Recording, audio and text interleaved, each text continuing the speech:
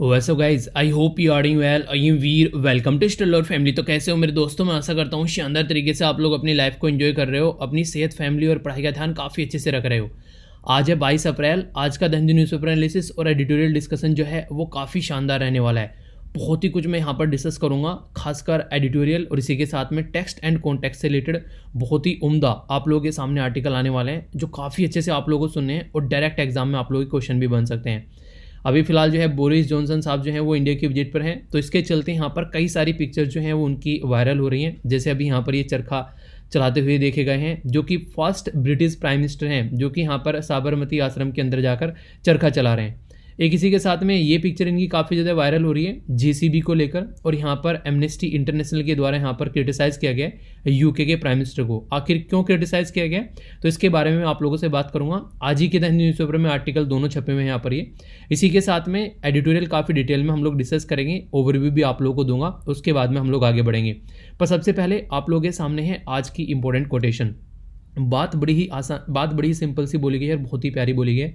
बोला गया सफलता के लिए आपकी दिशा आपकी गति से ज़्यादा महत्वपूर्ण है। मतलब क्या हो गया, मान लीजिए आप लोगों को एक पर्टिकुलर सिटी में जाना है और वो सिटी जो है वो है बेसिकली इस डायरेक्शन में, ठीक है, यानी कि वो सिटी है नॉर्थ डायरेक्शन में, पर लेकिन आप लोग जो है दौड़े जा रहे हो साउथ डायरेक्शन में, और साउथ डायरेक्शन में जो आप लोगों की स्पीड है ना वो पूरी मतलब 100 किलोमीटर प्रति घंटे की स्पीड से आप लोग दौड़े जा रहे हो। पर लेकिन एक इंसान ऐसा है जो कि नॉर्थ डायरेक्शन में ही चल रहा है, सही डायरेक्शन में चल रहा है, पर उसकी स्पीड जो है वो 5 किलोमीटर प्रति घंटे की स्पीड से चल रही है।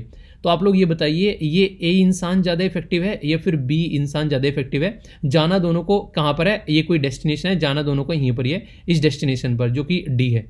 तो ये तो और तेज दौड़ रहा है पर लेकिन अपोजिट डायरेक्शन में जा रहा है ना, तो इसलिए आप लोगों की दिशा ज़्यादा इंपॉर्टेंट है, गति भले ही थोड़ी कम हो। यानी कि अगर आप लोग एग्जाम की तैयारी कर रहे हैं और सही दिशा में आप लोग चल रहे हैं और सही डायरेक्शन में आप लोग एफर्ट लगा रहे हैं, तो उसमें कोई टेंशन लेने की बात नहीं है। थोड़े टाइम बाद आप लोगों को रिजल्ट जरूर मिलेगा। बस आप लोगों को छोटी सी बात ये ध्यान रखनी है कि अपनी जो गति है वो चलती रहनी चाहिए, वो रुकनी नहीं चाहिए। अगर वो रुक गई तो फिर कोई मतलब नहीं है, अपोजिट भागो चाहे किसी डायरेक्शन में जाओ तो कोई मतलब नहीं है। इसलिए बोला जाता है कि थोड़ा करो पर लेकिन रेगुलर करो। आप लोग की ज़िंदगी में ना एक स्टडी प्लान जरूर होना चाहिए, जिसको आप लोग मिनिमम स्टडी प्लान बोलो। मतलब जिस दिन कुछ भी नहीं पढ़ा ना, कुछ भी नहीं पढ़ा, जिस दिन पूरे दिन में कुछ किताब नहीं उठाई, पर फिर भी कम से कम इतना तो पढ़ना ही पढ़ना है। यानी कि आज दिन में पढ़ाई नहीं हुई पर फिर भी है कि 4 घंटे तो आज ही पढ़ना है। तो वो वाला प्लान अगर आप लोगों का सक्सेस हो जाता है तो ज़िंदगी में आप लोगों को टारगेट अचीव करने से कोई नहीं रोक सकता। बाकी आज का टारगेट क्या है, आज के दिन को कैसे आप लोग यूटिलाइज करना चाहते हैं, ये जरूर बताएगा। एक इंपॉर्टेंट बात, और दूसरी इंपॉर्टेंट बात यहाँ पर ये है कि वीडियो कंप्लीट होने के बाद में कोशिश करना पूरी वीडियो को रिकॉल करने की कि क्या क्या हम लोगों ने डिस्कस किया है, क्योंकि काफ़ी कुछ शानदार आप लोगों को यहाँ पर देखने को मिलने वाला है। आर्टिकल के बारे में मैं आप लोगों से बात करूँगा। कई सारे इंपॉर्टेंट आर्टिकल हैं जो कि आप लोग समझ पाएंगे। ये काफ़ी एक इंटरेस्टिंग आर्टिकल है जो आप लोगों को जानने को मिलेगा रिफ्यूजी के बारे में, और यहाँ पर ये इंडिया के बारे में नहीं बात की जा रही है, पर लेकिन एक ऐसा एरिया है जिससे क्वेश्चन कई बार बन जाते हैं, ठीक है।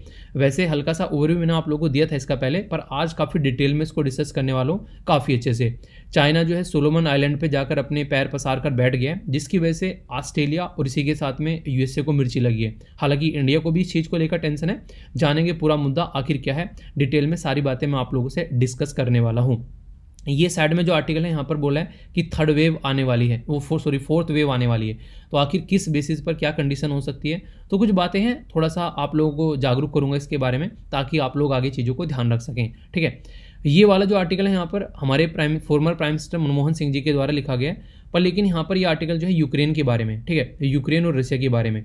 तो यहाँ पर बहुत सारे आर्टिकल ऑलरेडी हम लोग डिस्कस कर चुके हैं। यहाँ पर एक छोटी सी बात आप लोग याद रख लेना, यूक्रेन और रशिया की वॉर से इंडिया का स्टेटस जो है वो बढ़ा है फिलहाल अभी। चाहे गेहूं के एक्सपोर्ट के बारे में बात कर लीजिए आप लोग यहाँ पर, ठीक है। इसी के साथ में अगर बात की जाए आज के डेट में रशिया को अगर एब्सटेन करने के बारे में बात करें, रशिया का जो भी यहाँ पर मुद्दा रहा हम लोगों ने उसमें पार्टिसिपेट नहीं किया, तो इसके चलते इंडिया को कई बार क्रिटिसाइज किया गया। चाहे वो वाले मुद्दे आप लोग ले लीजिए, यानी कि कोई भी मुद्दे आज की डेट में अगर आप लोग लोगे तो उसमें यहाँ पर जब इंडिया के बारे में बात की जाएगी तो आप लोगों को ये देखने को मिलेगा कि इंडिया ने एक न्यूट्रल स्टैंड रखा है, ठीक है। तो ऐसा आप लोग यहाँ पर बोल सकते हैं। तो मनमोहन सिंह जी स्टार्टिंग में बोल रहे हैं कि महात्मा गांधी जी के देश के यार हम लोग रहने वाले प्राणी हैं, तो हम लोग को हमेशा एक तरीके से नॉन वायलेंस का पाथ जो है वो फॉलो करना चाहिए, ठीक है। अभी फिलहाल जो है इजिप्ट को हम लोग गेहूं सप्लाई करने की बात करें, क्योंकि गेहूं के मामले में अगर बात करें तो आप लोगों ने देखा होगा रसिया और यूक्रेन जो गेहूं सप्लाई करता है वो नहीं कर पा रहा है। ये मुद्दा मैं थोड़ा सा आप लोगों से डिस्कस करूंगा, तो कई सारे इंपॉर्टेंट पॉइंट जो है वो आप लोग यहाँ पर जान पाओगे। यानी कि कई सारे इंटरेस्टिंग जो फैक्ट एंड फिगर हैं वो आप लोग यहाँ पर समझ पाओगे, तो उनको भी हम लोग समझेंगे। इसी के साथ में यहाँ पर ये वाला जो साइड में आर्टिकल है और ये वाला जो आर्टिकल है, ये अभी कुछ ऐसे मुद्दे चल रहे हैं देश के अंदर में जिसके बारे में आप लोगों को थोड़ी सी मैं बातें डिस्कस करूंगा। खासकर रिलीजन को लेकर कई सारे मुद्दे आप लोगों को देखने को मिल रहे हैं, ठीक है। हिंदू मुस्लिम को लेकर अभी यहाँ पर कई सारे जो घर तोड़े गए उनको डिमोलिशन को लेकर बातें चल रही है। और इवन इंटरेस्टिंग बात मैं आप लोगों को यहाँ पर बताऊँ, जो ये JCB का उद्घाटन इनके द्वारा किया गया, बोरिस जॉनसन साहब के द्वारा, इसको कनेक्ट कर लिया गया है दिल्ली के अंदर जो यहाँ पर लोगों के घरों को तोड़ा गया है। तो एमनेस्टी इंटरनेशनल ने बोला है कि गुजरात में JCB के ऊपर बैठकर जो इन्होंने यहाँ पर ये एक तरीके से दिखाया है, ये कहीं ना कहीं JCB की हेल्प से ही जो दिल्ली के अंदर में कई सारे लोगों के घर तोड़े गए हैं जिनको गवर्नमेंट के द्वारा बुलाया गया है कि इलीगल कंस्ट्रक्शन था वहाँ पर। तो उसके चलते यहाँ पर इनको क्रिटिसाइज किया जा रहा है। पता नहीं इनको पता है, ये बात नहीं पता है, पर लेकिन यहाँ पर वही है कि पता नहीं है, फिर भी कुछ ना कुछ हो जाता है कई बार। तो ये इशू आप लोगों को देखने को मिलेगा, ठीक है। तो इसके बारे में कुछ बातें हैं जो आप लोगों को पता होनी चाहिए। बाकी एक इंपॉर्टेंट आज जो क्विज़ होगा आप लोगों का, ये है किसके बारे में, अर्थ डे के बारे में। ये काफ़ी इंपॉर्टेंट क्यों है, क्योंकि आज जो है बेसिकली वर्ल्ड अर्थ डे सेलिब्रेट किया जा रहा है 22 अप्रैल को। तो ये आप लोग याद रखिएगा। अब की बार की जो थीम है, ये बात की जा रही है इन्वेस्ट इन ओवर प्लानट, 2022 की थीम है। और लास्ट ईयर की भी थीम है आप लोगों के सामने, together we can restore over earth. तो ये 2 थीम मैंने साथ में ही आप लोगों को बता दिए। अगर कोई क्वेश्चन पूछा जाए या फिर कुछ लिखने के लिए भी आए तो ये सारी चीज़ें इस तरीके से मेंशन कर सकते हैं। आज का जो क्विज़ है यहाँ पर, ये इसी के बारे में मेंशन कर रहा है। तो आप लोग यहाँ पर इसको देखिएगा जरूर, यहाँ पर अटेम्प्ट कीजिएगा। टोटल मिलाकर 7 क्वेश्चन है। ये सातों के सातों क्वेश्चन जो है मैं आप लोगों को हिंदी में भी पोस्ट कर दूंगा। जैसे आप लोग टेलीग्राम पर जाएंगे तो यहाँ पर 3 टेलीग्राम ग्रुप हैं। एक तो है यहाँ पर ये जो खुला हुआ है ऑलरेडी, इसमें 1.5 लाख के करीब मेंबर जुड़े हुए हैं, ठीक है। तो इसको आप लोग ज्वाइन कर सकते हैं। इसमें PDF और सारी वीडियो के लिंक आप लोगों को मिल जाते हैं। दूसरा यहाँ पर आंसर राइटिंग वाला है, जिसमें आप लोग आंसर राइटिंग कर सकते हैं। रेगुलर सब बच्चे आंसर राइटिंग कर रहे हैं तो आप लोग भी पार्ट बन सकते हैं। तीसरा है SLVpedia, यहाँ पर आप लोगों को नोट्स मिलते हैं। तो यहाँ पर जो क्विज़ वगैरह है ना आप लोगों के, वो हिंदी और इंग्लिश में भी मिल जाते हैं। इसी के साथ में एक इंग्लिश का सेशन भी होगा आज, जो कि सेशन नंबर जो होगा मुझे लग रहा है सर 13, हाँ 13 सेशन होगा। 12 सेशन में ऑलरेडी इंग्लिश के डाल चुका हूँ, अब 13वां सेशन आप लोगों का होगा। तो ये भी आप लोग जरूर देखिएगा, यहाँ पर इसको पोस्ट कर दूंगा मैं। इससे आप लोगों की इंग्लिश जो है वो इंप्रूव होगी, ठीक है। तो ये कुछ ऐसी चीज़ें हैं जिनको आप लोग अच्छे से लेकर चल सकते हैं। अब यहाँ पर एडिटोरियल डिस्कस करूंगा काफ़ी अच्छे से। टेक्स्ट एंड कॉन्टेक्स्ट के अंदर एक आर्टिकल आप लोगों को काफ़ी उम्दा है, जिसमें हिंदी लैंग्वेज के बारे में कुछ बातें की गई हैं। मैप के थ्रू यहाँ पर समझाने की कोशिश की गई है कई सारी चीज़ें, तो उसके बारे में मैं आप लोगों से डिस्कस करूँगा कई सारी बातें जो कि आप लोग यहाँ पर समझ पाओगे, ठीक है। लेकिन आगे बढ़ते हैं सबसे पहले एक इंपॉर्टेंट आर्टिकल के बारे में, जो कि काफ़ी उम्दा आर्टिकल आप लोग यहाँ पर बोल सकते हैं। और ये बात कर रहा है किसके बारे में, ये बात कर रहा है सोलोमन आइलैंड के बारे में। सोलोमन आइलैंड जो है कुछ दिनों से काफ़ी न्यूज़ में है। आप लोगों को याद होगा मैंने 2-3 आर्टिकल भी आप लोगों से डिस्कस किए थे। जो शाम को वीडियो आती है हमारी 8 बजे नैनो मैगजीन, उसमें भी मैंने आप लोगों को ये आर्टिकल डिस्कस किया था। अभी इसके आगे कुछ और अपडेट आप लोगों के सामने देखने को मिलेगी। वो अपडेट क्या है वो भी बताऊंगा और पीछे की चीज़ें भी कवर करूंगा कि ये न्यूज़ में किस लिए है फिलहाल के टाइम पर, ठीक है। देखिए हुआ क्या था, सोलोमन आइलैंड जो है, पहले आप लोग उसकी लोकेशन देखिए, आप लोग समझ पाएंगे। ये ऑस्ट्रेलिया हो गया, ऑस्ट्रेलिया के थोड़े से ऊपर जाओगे तो आप लोगों को यहाँ पर सोलोमन आइलैंड देखने को मिलेगा। इस सोलोमन आइलैंड के बारे में तो डिस्कस करूंगा यहाँ पर। एक यहाँ पर आप लोगों को नौरू देखने को मिल रहा है, ये भी न्यूज़ में है अभी रिसेंटली। और पपुआ न्यू गिनी भी न्यूज़ में है, इनके बारे में भी याद रखिएगा, क्योंकि मैप बेस्ड क्वेश्चन बनेगा तब आप लोग इसको कनेक्ट कर पाओगे और फिर बोलोगे अच्छा यहाँ से यहाँ हो गया, ठीक है। तो सारी बातें आप लोगों को कनेक्ट होती हुई नजर आएंगी। अभी क्या क्या बातें हैं पहले मैं आप लोगों को बता देता हूँ। हुआ क्या था रिसेंटली, अभी यूनाइटेड स्टेट ऑफ अमेरिका के द्वारा ये बोला गया कि सोलोमन आइलैंड में वो अपनी एम्बेसी खोलेगा। काफ़ी लंबे समय पहले इन्होंने अपनी एम्बेसी बंद कर दी थी वहाँ पर लेकिन फिर से इनके द्वारा बोला गया कि हम लोग यहाँ पर एम्बेसी खोलेंगे। तो ये आर्टिकल मैंने आप लोगों का नैनो मैगजीन के अंदर डिस्कस किया था, आप लोगों को याद होगा कि सोलोमन आइलैंड के अंदर में अमेरिका ने बोला कि अपना दूतावास खोलने जा रहा है। तो इसके चलते चाइना को टेंशन हो गई कि यहाँ पर आकर जो है इस एरिया में अब यहाँ पर USA बैठने वाला है। बेसिकली दिक्कत क्या है आप लोगों को पता है, ऑलरेडी एक क्वाड ग्रुप है जिसमें इंडिया, जापान, ऑस्ट्रेलिया और USA काम करते हैं। तो इसके चलते यहाँ पर चाइना वैसे टेंशन में है। तो चाइना इसको टैकल करने का सोल्यूशन ढूंढ रहा था, तो उसको सोल्यूशन मिल गया सोलोमन आइलैंड। सोलोमन आइलैंड के साथ में चाइना ने बोला एक एग्रीमेंट साइन करते हैं, और वो एग्रीमेंट ऐसा है कि सोलोमन आइलैंड के अंदर चाइना एक तरीके से ऐसे पैटर्न पे आ गया कि कल को चलकर अपना मिलिट्री बेस तक बना सकता है। ऐसी कंडीशन आप लोगों को यहाँ पर देखने को मिल रही है। तो इसके साथ में जो एग्रीमेंट साइन किया गया था वो अभी कंप्लीट हो रहा है, तो उसी के चलते यहाँ पर ये न्यूज़ में आ गया है। तो पहले मैं आप लोगों को यहाँ पर कुछ बेसिक इन्फॉर्मेशन बताता हूँ जो कि आप लोगों का क्वेश्चन बन सकता है एग्जाम में, बड़ा ही प्यारा सा प्रीलिम्स के अंदर भी, और इसी के साथ में मैप बेस्ड क्वेश्चन निकल जाएगा। जैसे कि सोलोमन आइलैंड जो है यहाँ पर, ये एक नेशन है कहाँ पर, मेलेनेशिया के अंदर में, ठीक है। मेलानेशिया के अंदर में आप लोगों को देखने को मिलेगा। अभी ये मेलानेशिया क्या है उसके बारे में पहले आप लोगों को बता देता हूँ। जैसे आप लोगों को देखिए यहाँ पर कई सारे नेशिया देखने को मिलेंगे। एक को बोलते हैं माइक्रोनेशिया, एक को बोलते हैं मेलानेशिया और एक को बोलते हैं पोलिनेशिया। तो ये सारे जो है पैसिफिक ओशन के अंदर में ये कल्चरल एरिया है अलग अलग, ठीक है। तो ये आप लोग यहाँ पर देख सकते हैं। मेलानेशिया जो है वो आप लोगों को यहाँ पर जो एरिया आप लोगों को देखने को मिल रहा है ये न्यू पपुगिनिया तक आप लोगों को वेस्ट में देखने को मिलेगा, टोंगा आइलैंड तक ईस्ट में, और इसी के साथ में यहाँ पर अराफुरा सी जो कि इसको आप लोगों को देखने को मिलेगा, तो इसके अंदर इंक्लूड होता है। ये बेसिकली ऑस्ट्रेलिया के अगर आप लोग जाओगे तो ऑस्ट्रेलिया के ये नॉर्मली ये हो गया आप लोगों का नॉर्थ और ये हो गया आप लोगों का बेसिकली ईस्ट। तो ऑस्ट्रेलिया के नॉर्थ ईस्ट में आप लोगों को नॉर्मली ये सारे एरिया जो है लगभग देखने को मिलेंगे। तो ये काफ़ी इंपॉर्टेंट आइलैंड एरिया हो जाते हैं जो रिसेंटली काफ़ी ज़्यादा न्यूज़ में रहते हैं अलग अलग रीजन की वजह से। तो इसी के चलते यहाँ पर इस एरिया के बारे में बात की जा रही है।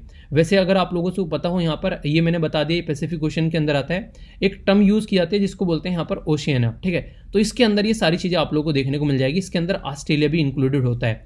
तो मैप का ये एरिया आप लोगों का अगर क्लियर रहेगा तो कई सारे क्वेश्चन के आंसर आप लोग दे पाओगे और आप लोग कन्फ्यूजन में भी नहीं आओगे। कैपिटल की बात करें यहाँ पर अगर इसके बारे में, तो जो कैपिटल है वो है यहाँ पर होनेरा, ठीक है। होनेरा ये कैपिटल है जो कि आइलैंड है जिसका नाम है यहाँ पर ग्वाडन कैनाल। तो ग्वाडन कैनाल जो एक आइलैंड है उसके अंदर इसकी कैपिटल आप लोगों को देखने को मिलेगी। तो ये एक ऐसा क्वेश्चन है जो कि आप लोगों को डिफरेंट तरीके से पूछा जा सकता है। मेलानेशियन जो लोग हैं वो लगभग 30,000 साल से यहाँ पर रह रहे हैं आगाज की बात करें, और ये एक ऐसा है बेसिकली एक वोल्केनिक आइलैंड है जो कि एक कोरल एटलोज भी आप लोगों को यहाँ पर देखने को मिलेगा, ठीक है। यानी कि एक तरीके से आप अगर इसको बोले तो ज्योग्राफी में कोरल रीफ्स के बारे में आप लोगों ने पढ़ा होगा। तो कुछ ऐसा सिस्टम आप लोगों को देखने को मिलेगा, बीच में पानी है, साइड साइड में यहाँ पर इस तरीके से कोरल रीफ जो है वो इकट्ठे होते चले जाते हैं। तो इसको बेसिकली आप लोग यहाँ पर कोरल एटलोल, ठीक है, तो ये आप लोग यहाँ पर नाम देते हैं। तो ये कई बार आप लोगों ने सुना भी होगा। ये आप लोग यहाँ पर देख सकते हैं।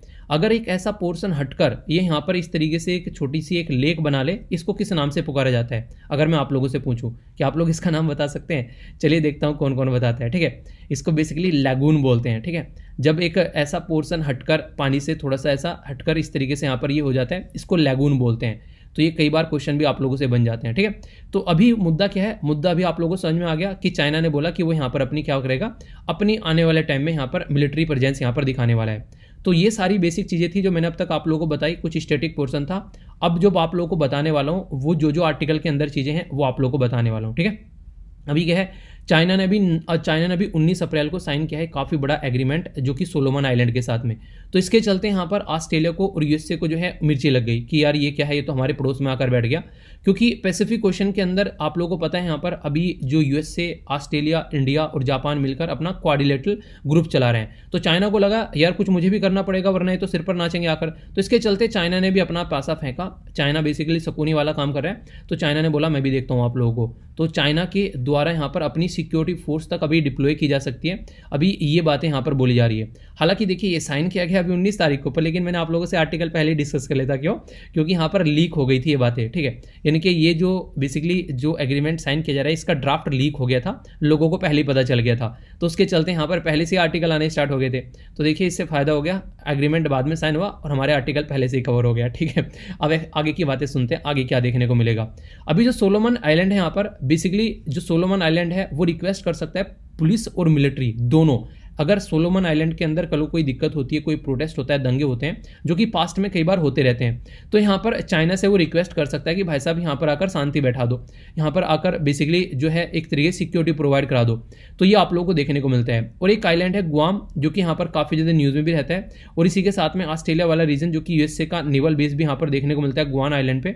तो ये काफ़ी सरप्राइज वाली बात हो जाती है कि यहाँ पर पड़ोस में आकर चाइना बैठ गया।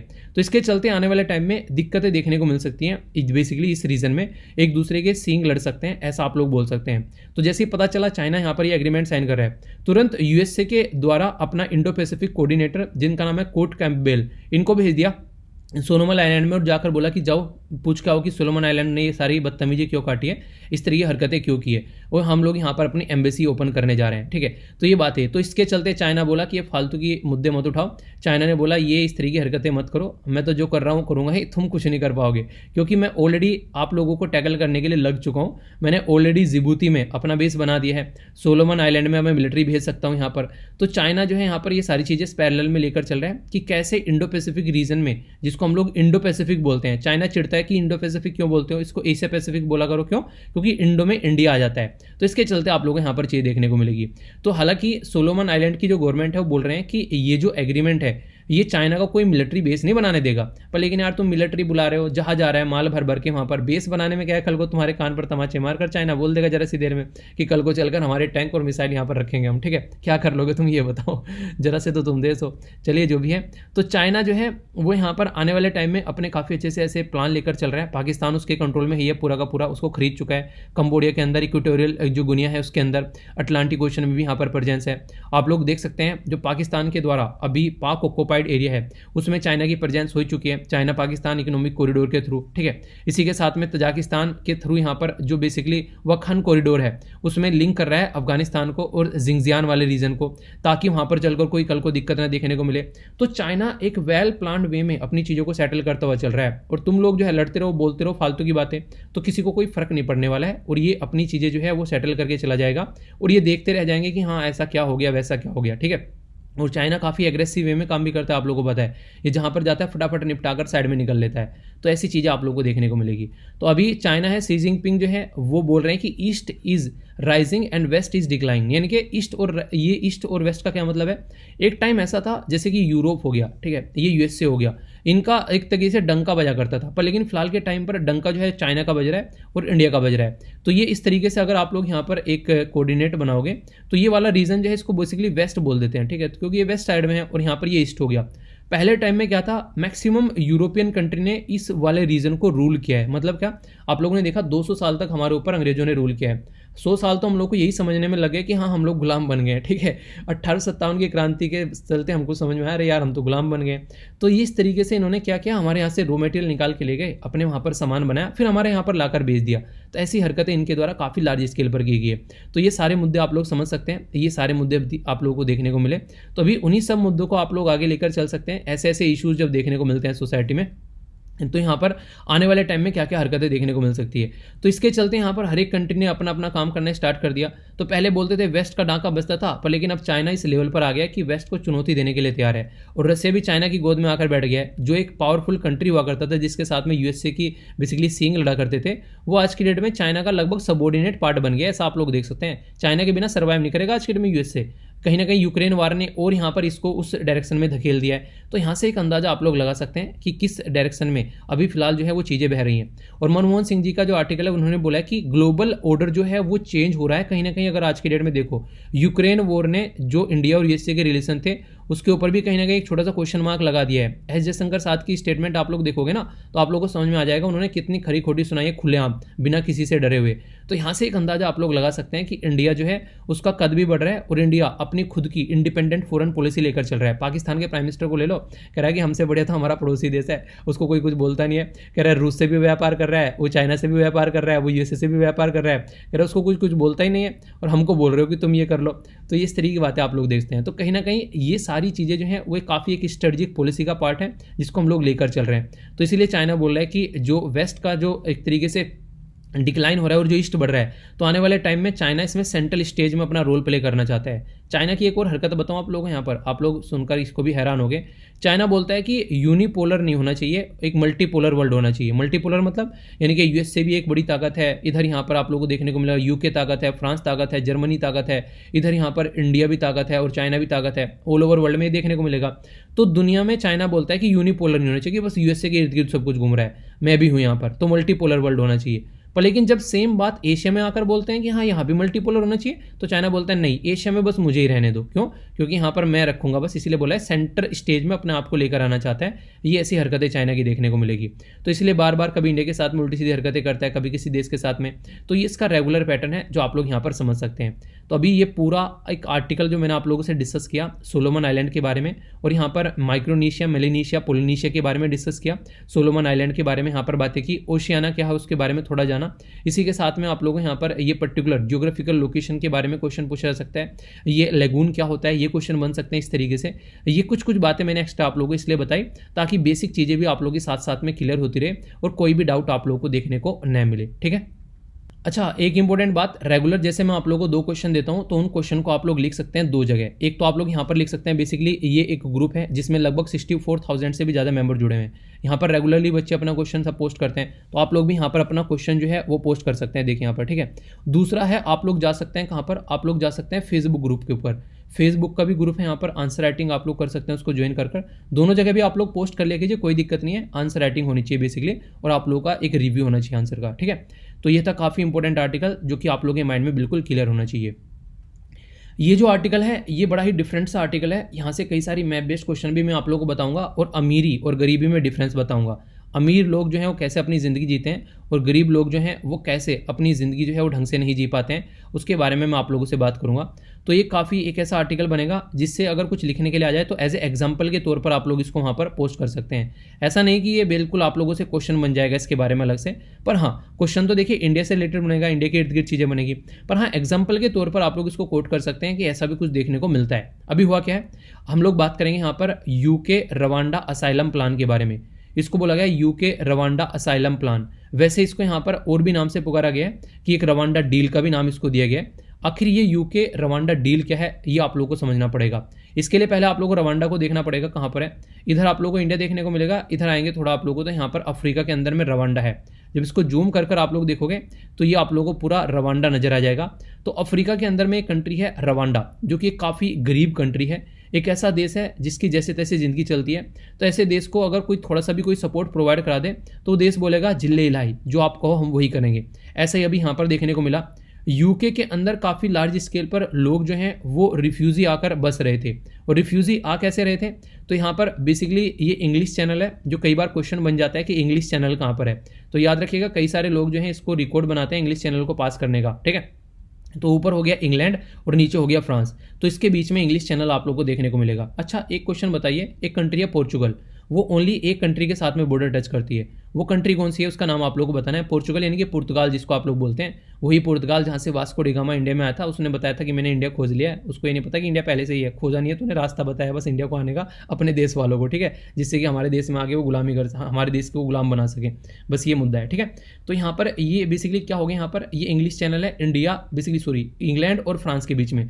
तो इंग्लिश चैनल के थ्रू यहाँ पर होते हुए बहुत सारे लोग जो हैं वो यहाँ पर पहुँच जाते हैं। कुछ तो तैर कर पहुंच जाते हैं, कुछ यहाँ पर जहाज में पहुंच जाते हैं, और कुछ को यहाँ पर छोड़ा जाता है बाकायदा, ठीक है, एक तरीके से एक पर्टिकुलर नहीं सामने वाले को परेशान करने के लिए। तो दुनिया भर के रिफ्यूजी यहाँ पर आकर इकट्ठे हो गए, और दुनिया भर के रिफ्यूजी जो हैं वो यहाँ पर आकर रहने लगे यूके के अंदर में। तो यूके को लगा यार ऐसे कैसे काम चलेगा। कुछ दिनों तक तो यहाँ पर जो रिफ्यूजी थे वो ऐसे थे 100-200, अभी यहाँ पर लगभग 19 से अगर कंपेयर करोगे तो 20,000 के करीब लोग जो हैं वो फिलहाल ये माना गया कि यहाँ पर आकर बस गए यूके के अंदर में। अब यूके को लगा यार ऐसे कैसे काम चलेगा, तो इनका कुछ जुगाड़ करना पड़ेगा।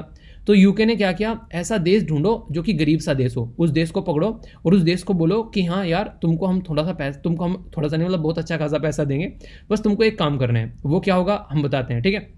तो अभी यहाँ पर इनके द्वारा क्या किया गया, रवांडा को पकड़ा गया, रवांडा को बोला हम तुमको पैसा देंगे, बस तुमको कुछ नहीं करना है। ये जो लोग हमारे यहाँ पर आकर बसे हुए हैं ना, इनको अपने देश में लेकर जाना है, इनको खिलाओ पिलाओ सब कुछ रखो इनको अपने देश में आसानी से, और हम तुमको इसके लिए पैसा देंगे, ठीक है। तो ये बेसिकली एक तरीके से अपने कंट्री के रिफ्यूजी को किसी दूसरी कंट्री में ले जाकर उसको असाइलम दिला देना, ये यहाँ पर प्लान है, जिसको यहाँ पर basically UK Rwanda asylum plan बोला गया है। यानी कि लोग तो हैं यूके के अंदर में, उनको वहाँ से निकाल कर भेजा जा रहा है रवांडा के अंदर में। और ये क्या है, टारगेट क्या है, बोला गया कि अगर जनवरी 2022 से लेकर जो भी बाद में इलीगल यहाँ पर आ रहा है उसको बेसिकली यहाँ पर भेजा जाएगा रवांडा के अंदर में। तो ये डील यहाँ पर इनके द्वारा साइन की गई, इस डील को यहाँ पर बेसिकली रवांडा डील का नाम भी दिया गया है। और ये जो मैक्सिमम लोग यहाँ पर आए हैं जिनके बारे में बात की जा रही है जो कि रिफ्यूजी हैं, ये मैक्सिमम सूडान से आए हैं, अफगानिस्तान से आए हैं, यमन से आए हैं। ये वो लोग हैं जो कि अलग अलग कंट्री में यहाँ पर परेशान थे। ईरान के भी बहुत सारे देखने को मिलेंगे, इराक के आप लोगों को देखने को मिलेंगे। पर लेकिन यूके के अंदर जो पॉलिटिकल पार्टी है वो थोड़ी सी कंजर्वेटिव है, उसको लगता है कि यार हमारे देश में फालतू के लोग क्यों रहे, उनको यहाँ से निकाल कर बाहर फेंको। तो इसी के लिए यहाँ पर इनके द्वारा ये स्टेप उठाया गया, उनको यहाँ से बाहर का रास्ता दिखाने के लिए। तो इसका बेसिक ऑब्जेक्टिव यहाँ पर यही है कि जो भी लोग यहाँ पर बाहर के आए हुए हैं जो कि माइग्रेंट है, उनको दूसरे देश में ले जाकर बसाया जाए और दूसरे देश को पैसा दिया जाए इसके लिए। तो इसके लिए यहाँ पर लगभग 120, ये आप लोग याद रखिएगा, ये एक सिंबल जो मैं बनाने जा रहा हूँ, ये कन्फ्यूजन में आप लोगों को नहीं आना है। ये बेसिकली पाउंड का सिंबल है, ठीक है, यूरो का सिंबल ये होता है, और इसी के साथ में डॉलर का आप लोगों को पता ही है, और अपनी रुपये आप लोगों को आती है। तो ये कुछ सिंबल्स हैं जो कि आप लोग याद रखिएगा। तो पाउंड की बात यहाँ पर की जा रही है। आज आप लोगों को ये बताना है 1 पाउंड में कितने रुपये होते हैं, इसको जाकर आप लोग सर्च कीजिएगा और डॉलर को भी सर्च कर लेना साथ में, ठीक है। तो अभी यहाँ पर इनके द्वारा बोला गया कि ये जो बेसिकली इसका नाम क्या दिया गया, इंटरेस्टिंग जो मुझे नाम लगा वो नाम बड़ा इंटरेस्टिंग है। इसका नाम क्या दिया गया इंग्लैंड के द्वारा, इसको बोला गया economic transformation and integration fund. Economic transformation बोला जा रहा है, अब अपने सारे लोगों को तुम यहाँ पर जो रिफ्यूजी हैं दूसरे देश में ले जाकर फेंक रहे हो और इसको इकोनॉमिक ट्रांसफॉर्मेशन बोल रहे हो ताकि सुनने में थोड़ा सा अच्छा लगे। तो ये आप लोग यहाँ पर समझ सकते हैं इनकी हरकत है। तो जो यूके और रवांडा का जो माइग्रेंट इकोनॉमिक डेवलपमेंट पार्टनरशिप, ये एक तरीके से रवांडा डील जिसको यहाँ पर बोला जा रहा है, ये अभी यहाँ पर इंप्लीमेंट की जा रही है और इसके चलते यहाँ पर रवांडा के अंदर बहुत सारे लोग यहाँ पर जाकर रहने लगेंगे। पर लेकिन दिक्कत पता है क्या यहाँ पर, अभी यहाँ पर जो ये लोग हैं इसमें भी कई सारे डिफरेंस दिए जा रहे हैं। एक तो ये कोई अगर रवांडा में जाएगा वो माइनर नहीं होना चाहिए, यानी कि वो बच्चा नहीं होना चाहिए। दूसरा वो नहीं होना चाहिए जो पर्टिकुलर पर्सन ने कोई क्रिमिनल रिकॉर्ड इसके ऊपर है, यानी कि वो इंसान नहीं होना चाहिए। तो ये इनके द्वारा यहाँ पर टारगेट रखा गया है। पर लेकिन इंपॉर्टेंट बात जो यहाँ पर ये जो कि सोचने के लिए मजबूर कर रही है, जो लोग यहाँ पर रवांडा के अंदर जाकर रह रहे हैं, यानी कि जिनको बोला कि रवांडा के अंदर जाकर रहेंगे, ये इस तरीके के जो लोग यहाँ पर रवांडा के अंदर जाकर रह रहे हैं इनको और भी बहुत सारी दिक्कतें झेलनी पड़ रही हैं। बहुत सारी दिक्कत यहाँ पर कई सारे ऐसे भी देखने को मिले जब पास्ट में ऐसा नहीं कि रवांडा यहाँ पर कर रहे हैं, ऑस्ट्रेलिया के द्वारा भी सेम काम किया गया था। यहाँ पर ऑस्ट्रेलिया के द्वारा यहाँ पर नाउरू पे यहाँ पर भेजे गए थे और अभी यहाँ पर पपुआ न्यू गिनिया पर भी यहाँ पर ऑस्ट्रेलिया के द्वारा ऐसे कई सारे रिफ्यूजी भेजे गए थे और उनको पैसे दिए गए थे। ऑस्ट्रेलिया के द्वारा यहाँ पर पे किए गए थे $70 मिलियन ऑस्ट्रेलियन डॉलर, ठीक है, कंपनसेशन के तौर पर 2000 लोगों के लिए कि ये 2000 लोग तुम अपने देश में रखो। पर लेकिन कई सारे सिचुएशन ऐसे भी देखने को मिली कि जो ये लोग हैं ना, इनके साथ में जो यहाँ पर रिफ्यूजी होते हैं, जब दूसरे देश में ले जाकर इनको रखा जाता है, कई बार यहाँ पर इनके साथ में सेक्सुअल अब्यूज़ भी होता है। कई सारी जो महिलाएं हैं उनके साथ में रेप किए जाते हैं, ऐसी भी हरकतें देखने को मिलती हैं। तो उसके बारे में कोई बात नहीं करता है, क्यों? क्योंकि अपनी कंट्री में से तो लगता है इनको कचरा साफ करके फेंक दिया, अब उनके साथ में कुछ भी होता रहे इनको उससे कोई फर्क नहीं पड़ता है। तो ऐसी सिचुएशन यहाँ पर जब निकल कर आती है तो उसके बारे में पैसे थोड़ी ना बस सारा काम कर देंगे, तुमने पैसे दे दिया काम हो गया। क्या वहाँ पर ह्यूमन राइट का जो इशू हो रहा है उसको आप लोग सोल्व कर पाओगे? तो कई सारे लोग जो है उसको नेगेटिव तरीके से देखते हैं कि ये क्या चल रहा है, इस तरीके की सिचुएशन नहीं होनी चाहिए। ऑस्ट्रेलिया के द्वारा पहले किया जा चुका है यहाँ पर, इवन इजराइल के द्वारा यहाँ पर कई बार किया गया है। इजराइल भी यहाँ पर रवांडा के साथ में पहले से डील साइन कर चुका है इस तरीके की। 2019 में 4000 के करीब यहाँ पर लोग ऐसे थे जो कि यहाँ पर एरिट्रिया और सूडान से यहाँ पर जो आए थे उनको रवांडा में यहाँ पर भेजा गया इजराइल के द्वारा, तो अच्छा खासा पैसा दिया गया। अब रवांडा ये सारी ऐसी डील क्यों ले रहा है? देखिए रवांडा जो है वो काफ़ी गरीब देश है, अब उनके पास में वैसे तो पैसा है नहीं, उनकी जीडीपी बढ़ रही है, बहुत शानदार उनकी ग्रोथ हो रही है, उनके वहाँ पर इंप्लॉयमेंट जनरेशन हो रहा है, तो समझ में आता है। अब रवांडा की जैसे तैसी जिंदगी चल रही है बेचारे की, तो उसको कहीं से कोई भी पैसा दे देता है तो उसकी ठीक है कि हाँ हमारे मजे आ रहे हैं, हमारी ज़िंदगी चलती रहनी चाहिए। तो ये फंडा आप लोगों को देखने को मिलेगा। तो ये है पूरी रवांडा की जो डील है यहाँ पर, जिसके बारे में आप लोग कोई कन्फ्यूजन नहीं होना चाहिए।